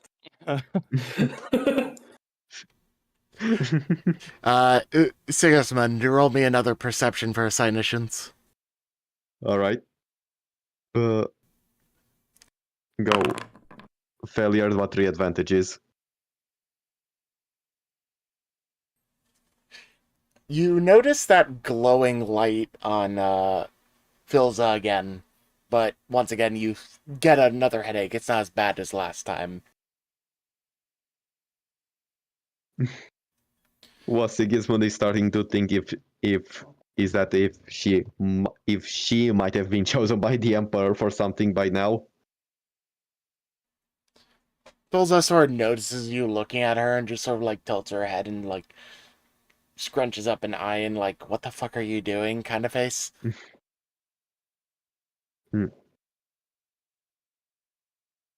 I'll throw a hand out, granted how short I am, up towards the Ogren and be like, all right, proper introductions.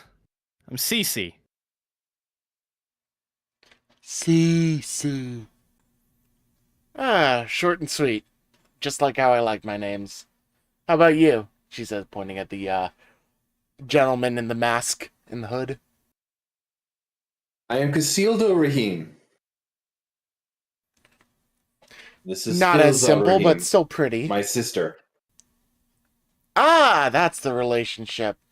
I wouldn't have been able to tell because of, the mask and everything. But it makes enough sense to me. Now, you, she says, pointing at Sigismund. I believe you've already told me your name, right? Indeed. Sigismund, right? Yes. Gotcha. Well, I have a first job for you all, but for now, I invite you to, I don't know.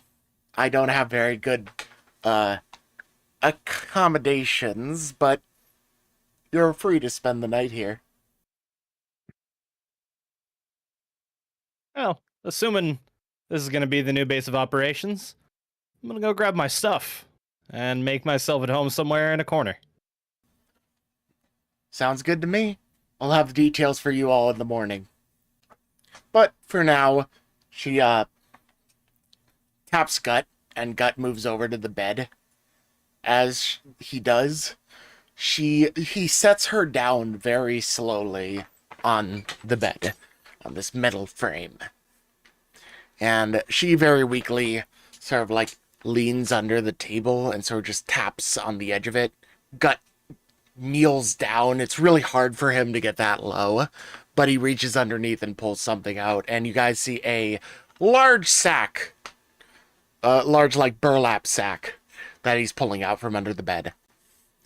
he holds it up to her and opens it up for her, and you can just catch like this tiny gleam of something from the light behind her as she pulls out one throne and tosses one throne to each of you. A tiny taste of what's to come. Yeah, Casildo like holds it between his fingers and then quickly like pockets it into his one of his sacks of coin on his belt. Yeah, slowly Says, accumulating. This will keep me interested until our first job. Fielza and I will find a space outside. We have bedroll. Used to sleeping underneath the stars, but this'll have to do. Says Filza as she hops up off of the chair and just sort of like nods to Sarah and just says, "Bye-bye," and steps outside.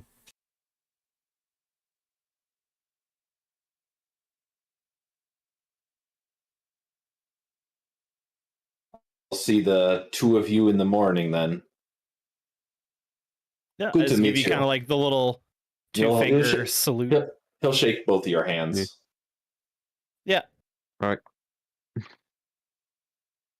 And Sigismund, was it? Yes. Where are Peaceful. you calling home? You gonna move in here too?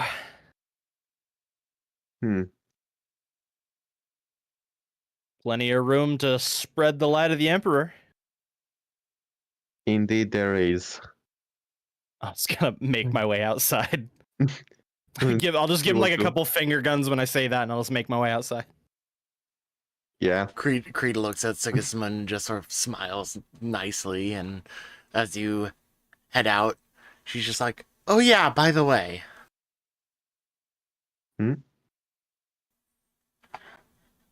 I paid for your ale. And she says, tossing you a couple more coins.